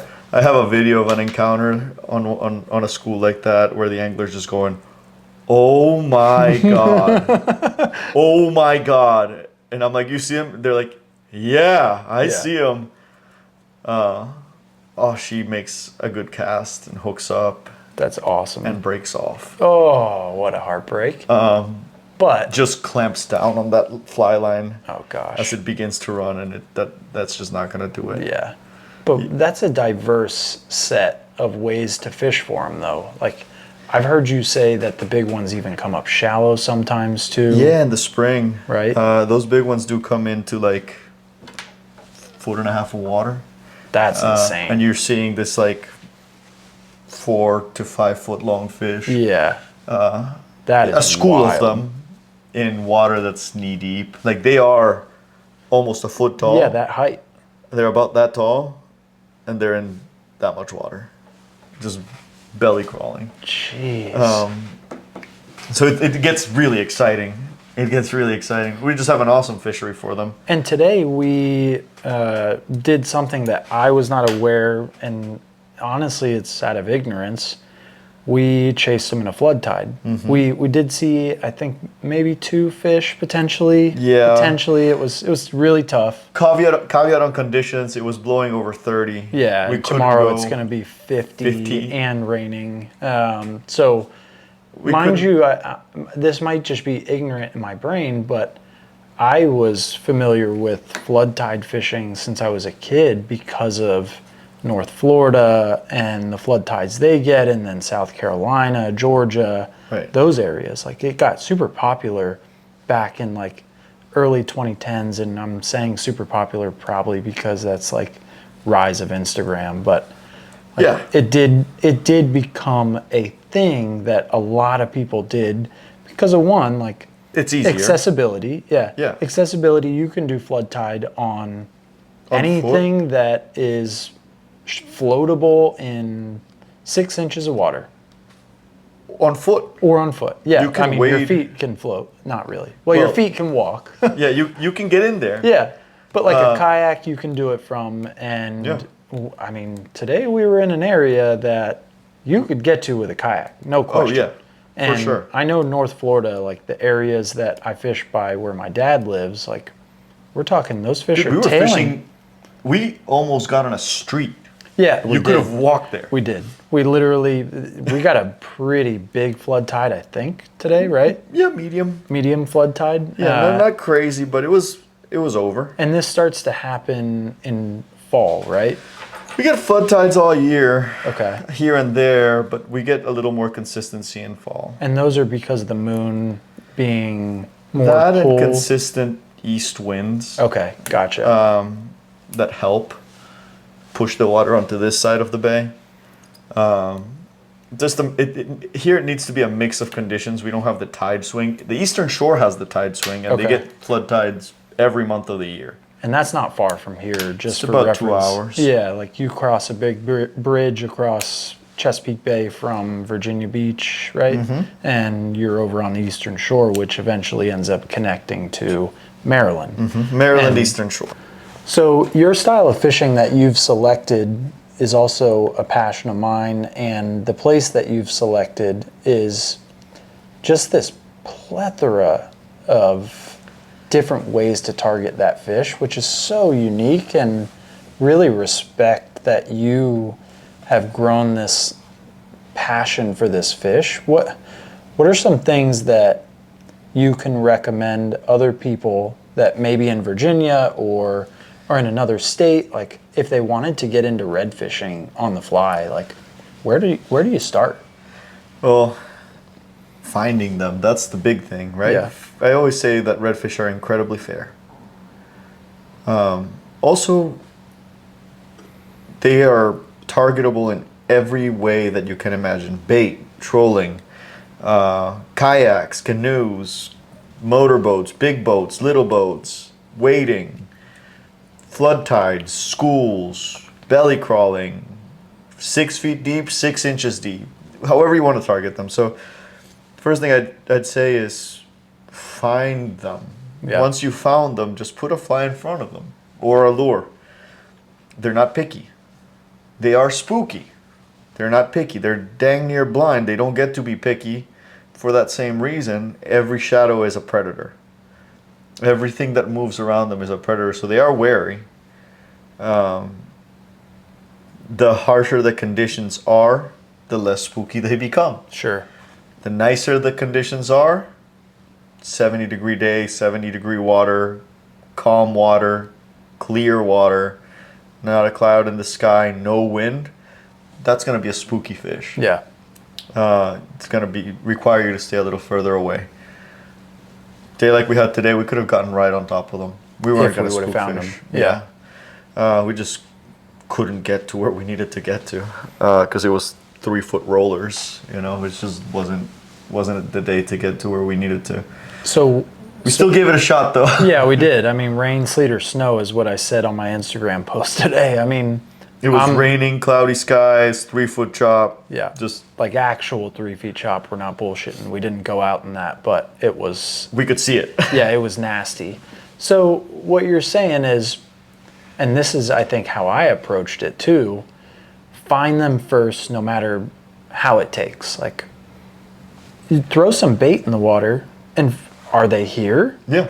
They're gonna bite a chunk. Yeah. They're gonna bite an artificial. If that's easier for you, if you're more of a, conventional fisherman, go throw a jig and a minnow. I was telling you earlier how simple the setup is for them. There's but a few things that I use. This fell and got disorganized. Yeah, because let's clarify too. You're not you do want people to catch them on fly, but if it's not possible for the angler, and if they want to fish light tackle, you'll offer that. Yep. So this is what I actually used as a kid. We're talking a saltwater assassin. It's just a paddle tail and a weighted worm hook. Yep. I mean, that is 8 ounce. Simple as it gets. And you put that on there, and this is just to keep it weedless because we fish around a lot of grass. Right. But if you're in over mud or oyster, yep. Regular quarter old ounce old jig head, quarter or 1/8 ounce jig head, and that's all you really need. Same paddle tail. Same paddle tail. Yep. Colors that I do like when it's muddy. Purple. Yep. Purple and black. When it's clear. Natural. Yeah, this is the new penny. Okay. New penny color. If you can't get it done with these two, chances are you can't get it done. Yeah. I mean, if they can see it, that's the biggest thing, is if they can see it. So if it's nice and clear, throw this, give them something natural. If it's muddy, give them this, give them a nice silhouette, give them some contrast. If these two don't do it, chances are nothing will. And so for anyone watching or listening and not watching, we're talking darker water. We're going darker purple. fly. Yeah, purple. And then that one's got a chartreuse tail on it. And that's pretty standard. I mean, muddy water, match the color of the water. Yeah, get darker. Yeah, and then clear water, go natural as you can. And that's about it. Yeah. If these two don't do it, I frankly don't think we've made a cast at a redfish with these two. A cast that comes in front of them in the right range that they've denied. Okay. Unless the water was under like 45 degrees. Right. 50 like degrees. our situation. Our situation in February. Yeah. Which, other than that, they're just very willing to eat. They're willing participants to our nonsense. Yeah, like we can even catch them. You're about to pull out top water, some jerk bait style stuff or stick bait style stuff. Like they'll eat just about anything. And technically, it's a twitch bait. I don't know if you guys use that in the bass world. Not really. Most of the stuff that we use has a bill on it. I Yeah. mean, that's your standard head and spook. Yep. For reference for anyone, a redfish has an inferior mouth, which is much different than a bass, where a bass opens forward. A redfish opens their mouth on the bottom because they are typically eating crustaceans. That's their main forage. We're talking shrimp, crabs. They're pulling stuff out of the mud, mussels, all kinds of crazy crap out of the mud. And especially in those flood tides, they're just Munching sucking down, stuff out of the doing bottom. full-on headstands, Yeah. eating off the bottom. And when you're targeting them tailing, what they're doing tailing is eating Pinning stuff down a off the crab, bottom. yeah. Yeah, exactly. But they that's not will to eat on say- top. Yeah, that's not to say. They'll eat on top, but they'll also miss a lot Right. Because of that mouth. because of the mouth. They have Yep. to put their whole head back. Yep. And they lose sight of it because their eyes are now looking behind them, basically. Yep. And you're getting bold here with a single hook, which obviously we're going for conservation here. We want to not mess up their mouths because Yeah. you put a big old hole in a fish's mouth. It's not good for them. And they're big fish and they can stand a hole, but I love these fish so much. I see them as my pets. Yeah. I don't mind giving them a kind piercing, but a nasty piercing is a different animal. It was funny, actually, in February, I remember you told me about one specific fish. She had some dots on her, some specific dots. You remember that one? Oh yeah. What was her name again? Oh, Billy. Billy. Yeah. Okay. Yeah, you saw her twice, right? 3 Didn't you times. guys hook her? No, we got 3 shots. Okay. Okay, I saw that one fish once with Kenzie, one time with Laura Marco, and one time with Brendan. Three people that saw that fish 3 times over the course of like 10 days. Same area. Large. Very large. Largest, I thought it was a shark. Yeah. So large, I didn't think it was a redfish in that shallow of water. Super, super big. Still to the day, biggest fish I've seen that shallow. Had 2 spots on the tail on one side and 1 forward. And on the other side, it had 2 spots, period. That's it. Recognizable fish. Also, biggest fish I've ever seen. I was just like, oh, there he is again. It's massive. That was a. I don't know. I build a relationship with these fish. That's awesome. Wayne says I have pet fish. And Wayne is someone that works with you guys, right? Yeah, so he's Okay. part of the crew. He's Yeah. part of the current culture crew. In summary, find if the redfish are there. After that, it shouldn't be very hard to get them to bite. Yeah. They're not as temperamental as bass or as picky as bass or trout. They're not as picky as speckled trout, I would say. They're not as picky. Just put something in their range and don't make them run for it. Move it slow, wiggle it in front of their faces. They're gonna probably eat. They're not. Hardest part is finding them. Yeah. I will say the hardest part is finding where they're at. If you can find them, you can catch them. And you don't need.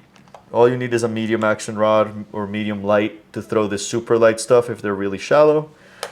If you're targeting them in 2 to 5 feet of water, a medium heavy will do just fine. And then on the fly side, On the fly side, you said you've got basically like 8 patterns, but then If different that, colors, yeah. sizes, weights.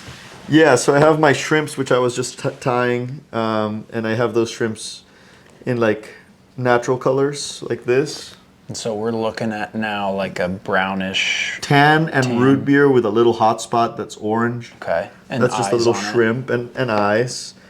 Though I think the eyes are just for the angler, for angler Right. confidence. Yep. And purple, black and purple. Again, and that's.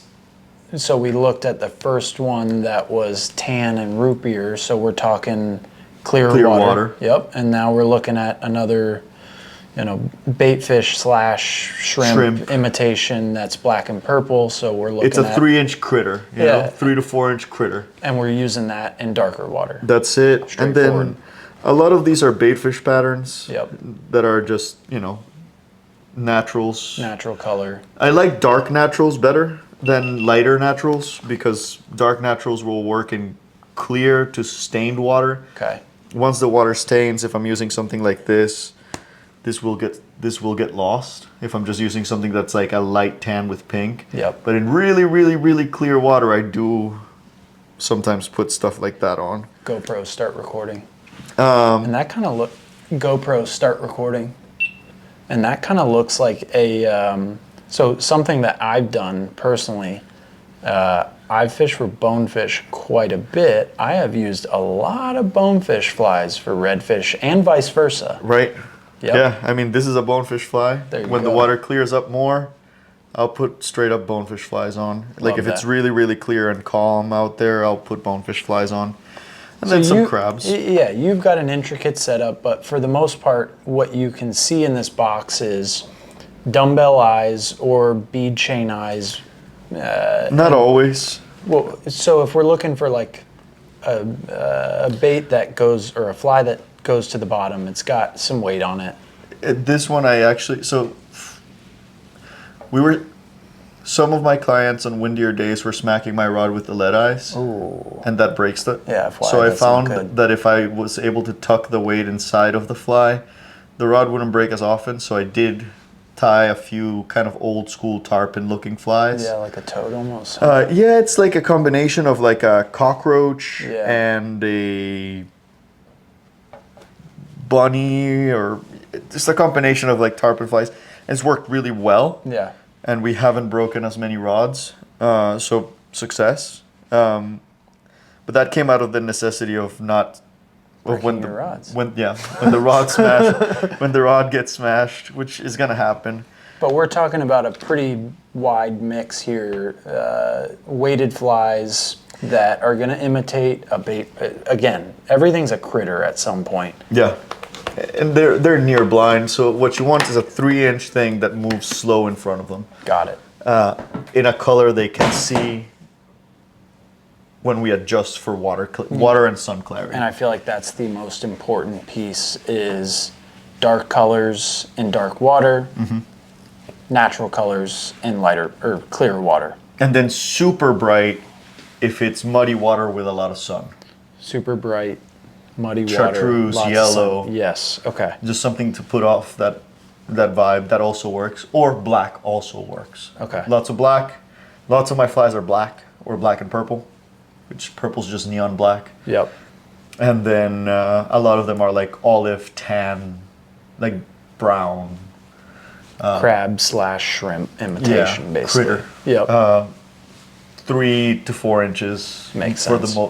For the most part, with some exceptions that I go a little smaller for. So we're post Current Culture Fly Shop. We're now Current Culture. Fly guide service. Yep. And it's not just Simón, which is awesome because as we talked about earlier, rich people usually are not solo. Or Rich successful people are not usually solo. Yeah, yeah. So you guys got a couple people that you work with. Yeah, no, we have an awesome team. Rita and I are the owner workers of the shop. We do have a third investor who was a investor in the shop, still owns third of the boat, right? Of one of the boats. We still have an agreement with him, etc. And he's a business advisor, if anything, which has been very helpful for us. That's great, yeah. Because frankly, we didn't know anything about business. I feel like I've gotten a streets MBA now, but when we started, I didn't know anything about business. So we needed to be advised. Yeah. That's also just a tip for anyone looking to do their own thing is don't think you're gonna figure it out on your own. Go out on your own, do your thing. If that's what you want, know that there's a lot of risks and a lot of difficulties that come along with that. But get properly advised. Partner with someone who knows what they're talking about. That's crucial. But as far as the workers, Reed and I are worker owners. And what does Reed do on the fishing side? Because I know you guys are all pretty much, for the most part, in your own lanes. Yeah, so Reed is working. We focus on the lower Virginia tidewater area, eastern Virginia tidewater area. He's more in the fresh to brackish. I'm in the salt to brackish areas. So we just kind of stay in our, frankly, with our passions. Yep. Reed is a heck of a bass angler, and he loves largemouth on the fly more than just about anything on earth. Maybe his wife, his dogs, then bass on the fly. It's saying something. Yeah, dude, that's about you too. Yeah. Don't say that. I'm cutting that. Your wife, your kids, Oh, usually I'd and then your dogs. Usually I put fishing in front of all of it. See, now you said it. I was giving you an out there, bud. But yeah, Reed just loves bass on the fly, but he's also finding bass in these areas that hold snakehead, bowfin, and longnose gar, which he's targeting all 4 of those species consistently, of course, running into crappie and panfish, the weird blue cat that will eat a streamer. That's fun. Yeah, it's a lot of fun. It's a big fish on a fly rod. Yeah, they pull good. Yeah. It's just like a slow freight train you can't stop. Yep. It's so he has this really awesome fishing tidal sections of these like lower Chesapeake rivers. So it adds the tidal element to it, which I think makes everything more interesting, and I think the fish fight harder Yeah. in tidal water and pull better and jump better and do everything better and Yep. get bigger. So he has a pretty solid fishery that he's working these days, and he has it down to as good as anyone's going to get it. And he's fishing out of a towee, right? Yeah, so he's That's a actually cool pulling. boat. That's an awesome boat. Yeah, it's an awesome boat. Super light, super shallow drafting. He's pulling over lily pads for these snakeheads. That's cool. So That's like what we cool. were doing today over the marsh, he's doing over lily pads That's for super snakehead. unique. Yeah, it's a special fishery. I think part of what we hit on was no one in Virginia was guiding while polling for redfish. That just hadn't been done. Yeah.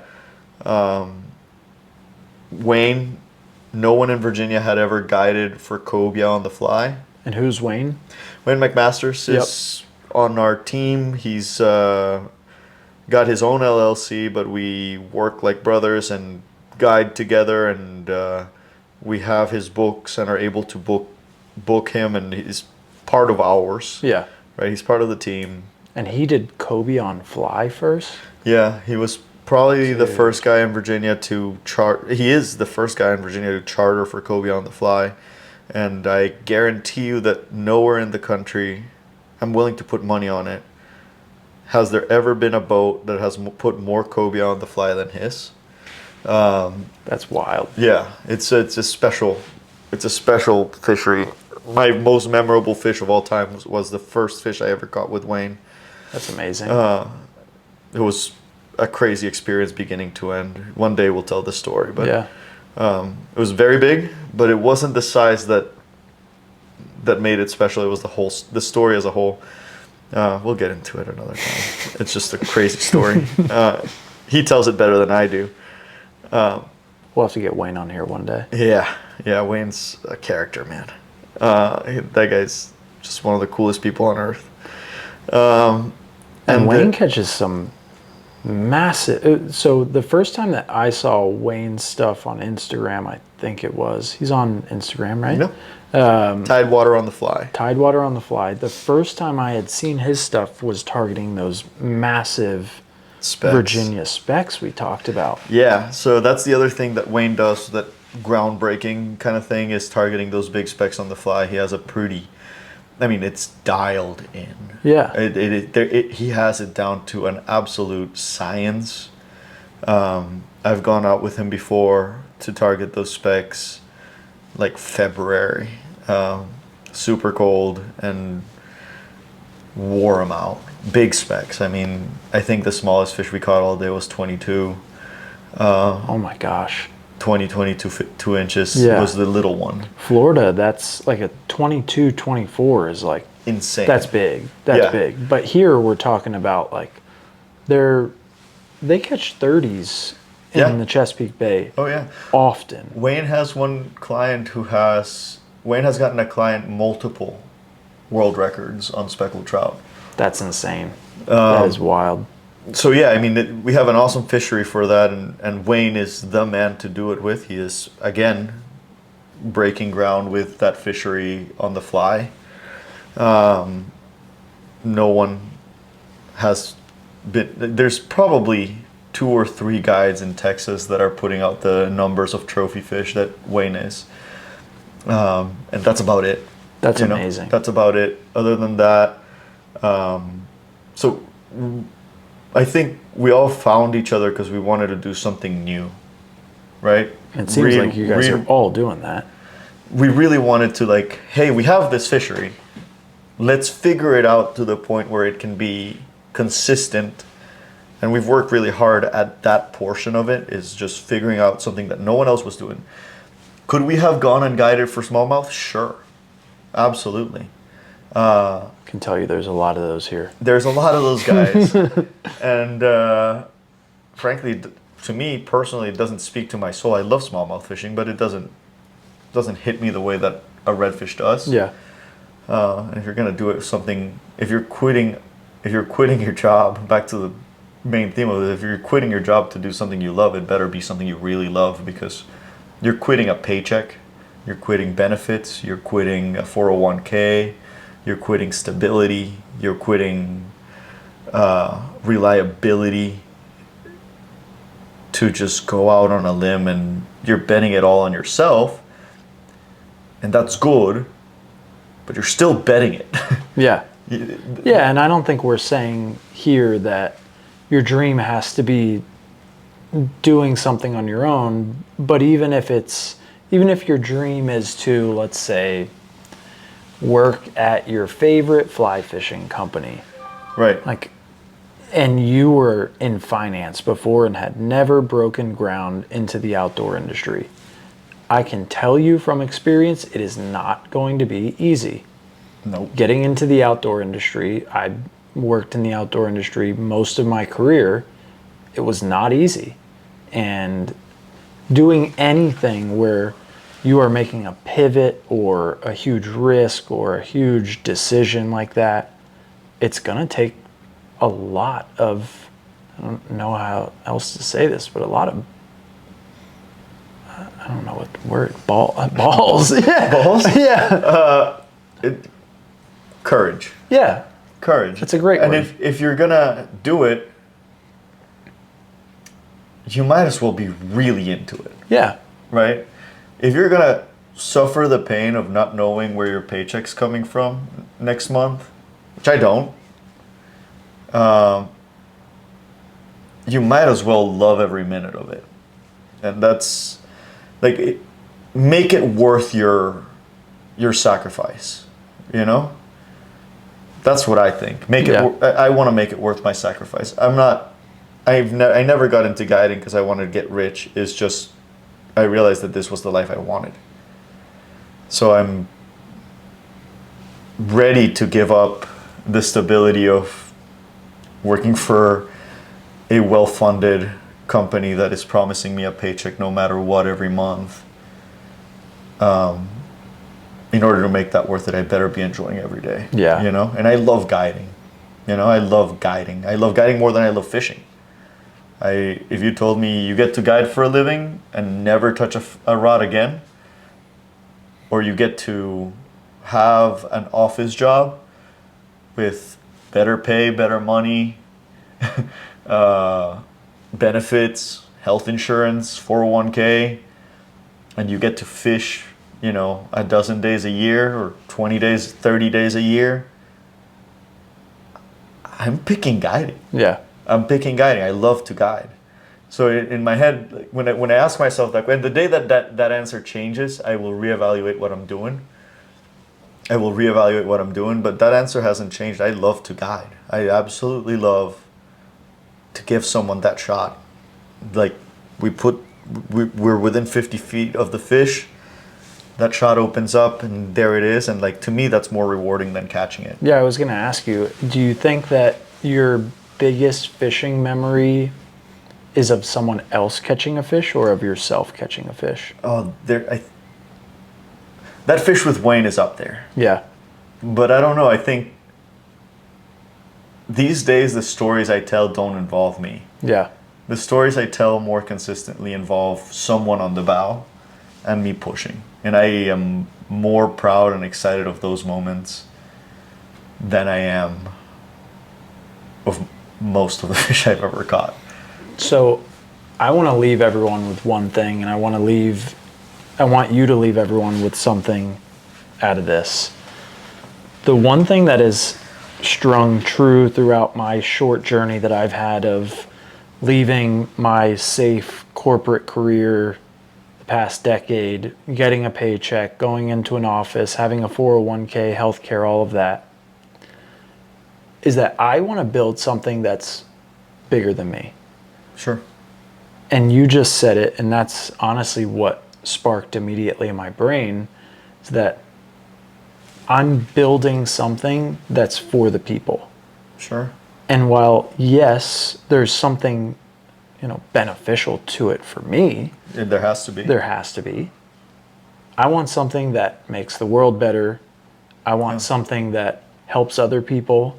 I want something that people can confide in, people can look at and say, wow, that's, either inspirational or it, helped me in a time that was really tough, because I've had some really freaking tough times throughout my life, and I know every single person in the world has too. Sure. And I want to be able to help other people. So my recommendation is find that something that you can give back. If you are looking to leave your job to build I don't know, apparel company, build a message around that brand. Do something that's bigger than just you, because it can't be all about you. And that's why I started this. Yeah. Because I saw what other people saw in me that I didn't see in me after I started it. That I was able to bring inspiration to them, that I was able to help them through a tough time where they were questioning their own sanity, of their own dream, of the passion that they had, that their idea was potentially stupid. I want everyone to know that your idea is not stupid. It might not be perfect yet, but if you don't build something that is, if you do build something that's just for yourself, I can assure you 100% it's not gonna work. It will not work. No, you have to sell it, right? Yep. And that's at the bottom of it. You have to sell it. And the best way to sell something to somebody is sell them something they want and need, and it adds stuff to their life. And feel. I think there's so much more than physical than there is emotional. And I want to sell a feeling. Sure. I think the feeling of freedom and inspiration is something, and positivity obviously, is something that people need more of. I agree. And if I can inspire one person to chase their dream, which I think I might have already done, maybe one. Yeah. It sounds like it from the messages I saw, man. Dude, if I can do that one time and I go broke trying to chase this, guess what? This was a success. Well, I think we were talking about it earlier too, that you have to, if you have an idea and a feel and a dream, you have to go do it now. I mean, not now, but there needs to be a now. Yeah. And the now might be in 5 years, but there might be, as soon as that window opens, you have to take the shot. Yep. And that's, that's what we were getting at earlier. We were talking to Tony, who is about to make a huge investment in his bait and tackle shop to turn it into a restaurant, maybe, possibly. And he's thinking about it, talking about it, and he said he was talking about living in fear. And I think that sharing these stories, because it's terrifying. It's really freaking scary. And it's really hard, right? And I will also say, this is not for everybody. Some people are happier with stability. I'm not. Right? I know this about me. I don't need the stability to be happy. I need to be motivated to be happy. I need to be fulfilled in a way that is beyond financial. So knowing that about myself, I can put that kind of stability to the side and say, I need to feel fulfilled. That is a way, that is a type of income you can't measure, No.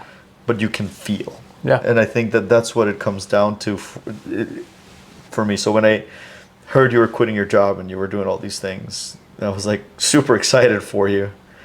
And it, frankly, the feedback loop that we've had since you did, A, I'm super proud of you. But B, the feedback loop you and I have created has motivated me more to push harder in this direction. So you've already motivated me. Love that. Right? Just talking to you has pushed me to like double, triple, quadruple down. We got off the phone a week or two ago, and we got off the phone and I was like, dude, this is terrifying. I want you to know that I'm terrified every day. Because the responsibility starts and ends with me. Yep. But as soon as we hung up, I got on the computer and started typing up ideas for new classes and calling back customers that I really needed to call back, that it's time to do it. Yep.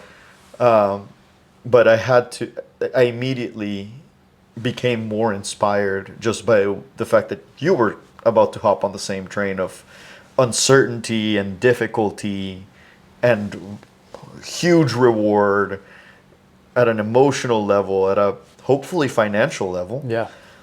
At every level. Because it's terrifying and it's really hard to bank fully on yourself and build something that's bigger than you without the support of something that's bigger than you. Right. That's what it is you're building, in your words, is building something that's bigger than you from yourself out, rather than going to an employer who is bigger than you to help them build their version of bigger than you. Yeah. You get to build your own. Yep. And again, I will always say this is not for everybody. Some people are happier with stability. I know many of them. I don't think these kinds of risks are for everybody. You know if it's for you. You'll know. Yep. Pretty quick. And yeah, and if you take a swing at it and things don't go the way you think are going to go, you're going to come back immediately and you're going to look for another job. But that doesn't mean that that's wasted time.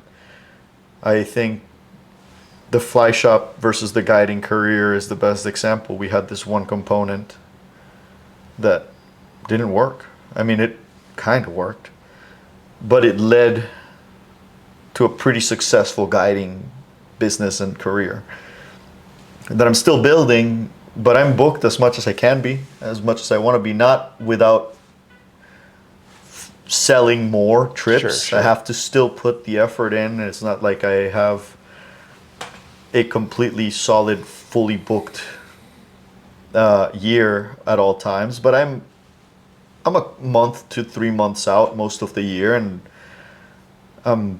with a few day or two gaps that I would like to fill here and there, but I'm where I want to be right now, and that wouldn't have come without the fly shop, which was in a way a failure because we had to close it, but in my head it was also probably the best thing I did for my business. So when things go south, you'll know if this is for you or not, and there's also no shame in it not being for you, you know? I think for those people who have to build a financial, for some people, if you have a family and dependents, you probably should focus on building financial stability before First. right, that's you. I mean, I've known you to work at major corporate brands the entire time I've known you, doing the thing that you're now going to do for yourself. Yep. And then for other people like me, the scrubs in the world, who don't have any dependents except for dogs, Yeah. Important dependence. Still. Important dependents, but I have no, my cost of living is very low, and that's by design. Yeah. That's by design. I don't have a car payment. My mortgage is less than most people's rent. And I bought my house before the market exploded in 2015 or something. And it was torn apart. And now it's in pretty nice shape. But By hand. by hand, yeah. But it's not, those decisions have allowed me to take these risks. So, you should evaluate the time to make those decisions. I mean, Yeah. I think making decisions to find that freedom, simplifying your life as much as possible, fixing your car instead of replacing it, that kind of stuff, long term might open up some doors for you to have the freedom to take some risks that you otherwise couldn't afford to take. But, I'm glad every day I did. Even if I don't have a retirement account and or like have gone lapses without health insurance and stuff like that, I still find that it's worth it for who I am as a person, my needs, because my needs are financially low, Yeah. health-wise pretty lucky. Yeah, I know that when you didn't have health care, we wouldn't ride bikes together. Yeah, well, it was terrifying. So everything's a risk decision kind of thing, and just measuring out those risks and mitigating those risks by simplifying your life that's really what I want to point out, because it has been really hard. Yeah, if you can give the people your one thing, like you have dropped some great knowledge for everyone, but leave the people All with through one. denial and error, man. We've just messed up so much. Yeah. I want to add one to that, actually, since you said that again. This is something I've known before taking this journey, I've known this for my entire life, and I'm an empathetic, I'm a sympathetic, if that's the word. Empathetic person. Yeah, and I'm an empathetic person. I'm not here's the trophy for the second place guy, but I am a person that understands that losses are only something you learn from. And if you don't take them that way, you're going to lose. Because the only crazy person out there is the one that thinks he can do the same dumb shit twice and get a different outcome. Yeah. Yeah. I mean, I agree with that. You got to learn from your mistakes. Yeah. Or else you'll go broke. All right, sorry for cutting you off. Go. No, that's a good one.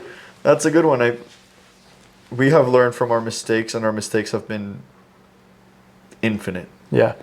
Infinite. I mean, we could do a whole talk about how we've messed up in business. It sounds like we'll be back again. Oh, man. I mean, it's just we've messed up so much. And yet, it's all still worth it. It's all still worth it. I'm exactly where I want to be, doing exactly what I want to be doing, and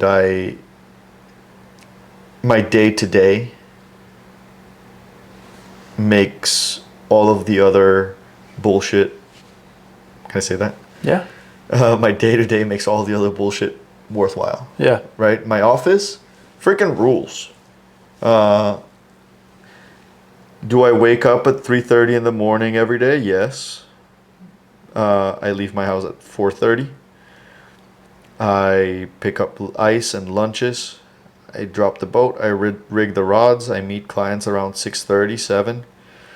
I push a boat for 8 hours, pull it out, drive home.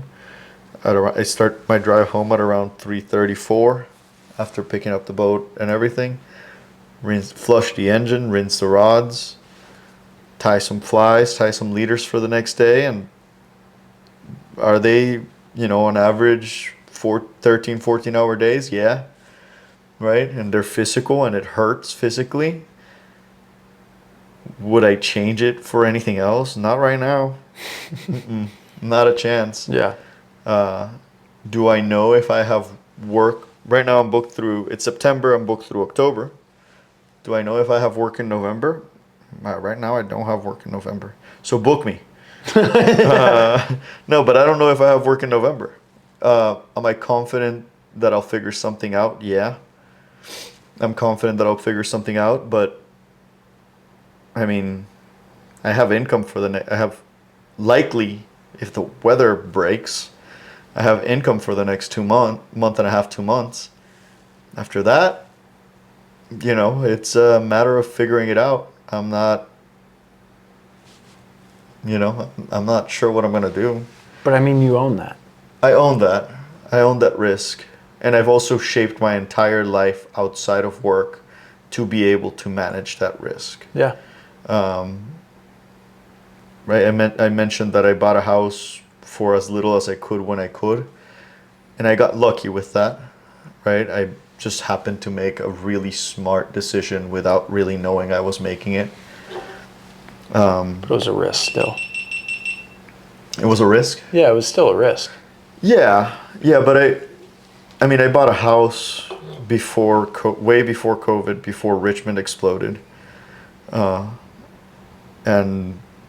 the prices skyrocketed. I wouldn't be able to buy a house right now, right? Like that would be out of the question. But what I did back then, when I had stability and a paycheck and an actual salary, was I bought a house that it was way under what I got pre-approved for, way under. Because and I don't know if I knew deep down inside that I wasn't going to be doing what I was doing my whole life. But I was like, if it comes down to it, I will be able to afford my house payment while working at the checkout lane, right? Like I will be able to make my house payment and not lose my house. And that was the decision I made at that point. I don't have a car payment. I've only ever bought cars under 10 grand. That's the most I've ever spent on a car. And we towed a boat 120 miles today on a 28-year-old truck. And we blew out a tire and changed it on the trailer. The newest part of the boat, of the entire rig. I think freeing yourself from a lot of your costs is important. Facundo Cabral quotes St. Augustine for quotes, rich is not the person who has the most, but the one who needs the least. And I heard that in a song years and years ago, and it stuck. And I think that's why I bought a cheap house. It's like, well, if I don't have to make that much, then I will have much more. And that has translated into, well, now I have the life I really want to be living because I don't have to make that much. Right. And it just feels really freaking good that decision is paying off now. I was able to buy this house, which was, I told you the number earlier, it was like amazingly inexpensive. Yeah, because crazy it was for where we falling are right apart. now. Yeah. It was falling apart. But all of it seemed stuff that me, with my toolkit, my physical toolkit, and my know-how, was able to fix. Okay, we got to replace the floors, we'll do it. I don't have a bathroom, I'll build it. The bathroom wasn't there. The first 2 months I lived here, I was taking showers with the hose outside Wow. Just made a little nice. capsule Outdoor back there. Shower, bro. Yeah, it was nice. It was nice until October hit, and then I hurried up and built that bathroom. I bet. But you know, it was, I feel like that decision was, I mean, it's the decision that allowed me to remortgage the house and open a fly shop and buy a flats boat. It's the decision that today I could be making minimum wage, working less hours than I'm currently working, and still make my house payment and survive. The plan B is not that bad. Right. It's basically what I set it up to be. Yeah. If I fail at this, if for some reason the fish stop biting and I forget how to fish, they outlaw I mean, whatever it can be, the water turns toxic, whatever it is, I can probably still figure this out. Yeah. There's a really good chance. Buying this house was the best decision I ever made. It's just securing a payment I can always make. So what I'm hearing you say, and I love this, two things I'm hearing. Tell me if I'm wrong. Life is about decisions. Yeah. And mitigating risk so that you can live life on your own terms is what has allowed you to be where you are today. I think it's even simpler. It's just mitigating risks. Yeah. I think it's just mitigating the risk of having a high price of life. Yeah. Has allowed me to mitigate the risks that I'm taking to live the life that I want to live. I love that. So don't go in it blind. Yeah. Right? Like it is scary for a reason, because it is scary. Right. It's scary because you could lose everything. But don't buy a $60,000 truck with a $900 payment and expect that you can go quit your job and Right. start making money immediately. Right. It's not going to happen that way. Right. No. I mean, Don't be a fool. don't be a fool. Yeah. I think the 11th commandment is don't be a dick, and the 12th is don't be a fool. You know. Pretty solid. Yeah. That's. I'd be okay with them putting just those two commandments in school. I mean, that'd be great. Yeah. I mean, honestly, those Don't are. be a dick. Don't be a fool. In that order. Yeah. You can Any be a child would benefit from knowing to do that. Yeah. That would be pretty simple. Yep. Yep. But yeah, that's measure your risks, and you can take risks out of sections of your life, and you'd be surprised with how little you can get by to open up risks in other sections of your life, and you'd be surprised how rewarding those can be, right? It could be temporary, right? Maybe next year I'll be booked solid and the wind never blows, you know? Maybe next year we'll just have a northeast wind at 30 miles an hour all year. I don't know. You know, we could be incredibly successful next year, or we could go broke. But I'm just glad and I say we because I love to talk about our entire crew, but me.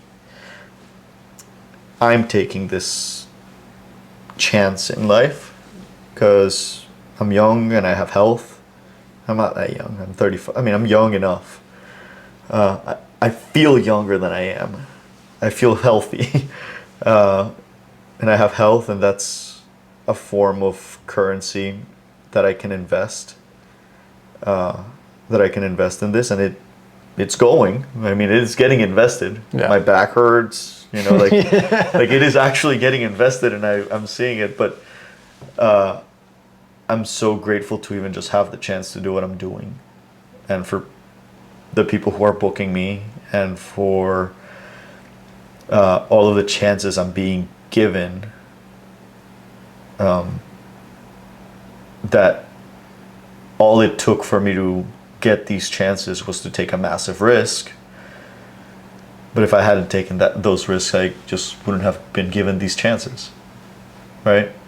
It's the people like to reward someone who commits. People don't like to reward someone who half-asses. Yep. If you commit to something, people are going to turn to you and say, yeah, this guy seems legit. He's committing to this. He doesn't have an option to fail. Right. He's going to grind at this. And they're going to turn to you and say, I can put my money on you. I mean, you don't have a choice. You have to make it. You know? That's You either pay me back or... Yeah. It depends on who you borrow the money from. Pay me back or... We're going to break your Yeah, legs. exactly. I've been watching too many Sopranos. Well, legs will be broken. Legs will be broken. But yeah, people don't reward people who half-ass. No. That's... No. So let's full ass everything. Yeah. Dude, I can't thank you enough for not only being here, but your friendship, Same, dude. the leadership that you've shown me. Like, you guys have led this community. You've led by appreciate that, example. You've created something that's unique. You've inspired me to take risks. I mean, this is the scariest decision I've ever made in my life, was to bet everything on myself. I've got a lot weighing on this. I've got a kid, another one on the way, a wife, Yeah. a house, all that stuff. But there's nothing in my life that at the end of the day, the thing that keeps me going is knowing that if on my deathbed that I knew that I skipped this chance in life during good health, like you mentioned, Yeah. during a time where I've worked my ass off to get to where I am today, Yeah. to have the knowledge, the understanding, the network, the community, the finances that I have. And that's a crucial point. It is, yeah. And I've worked my tail off to get to this place. I didn't come from anything. I'm not some rich white kid. I might look like it, but Too handsome. yeah, dude, I got a face for radio. Come on. If y'all made it this far, thank you. And huge shout out to Simón and the Current Culture Fly crew. If y'all want to book a trip with them, I'm sure you will not forget it. You can find them on Instagram at Current Culture Fly, or book a trip online at currentculturefly.com. Go catch you a redfish with them.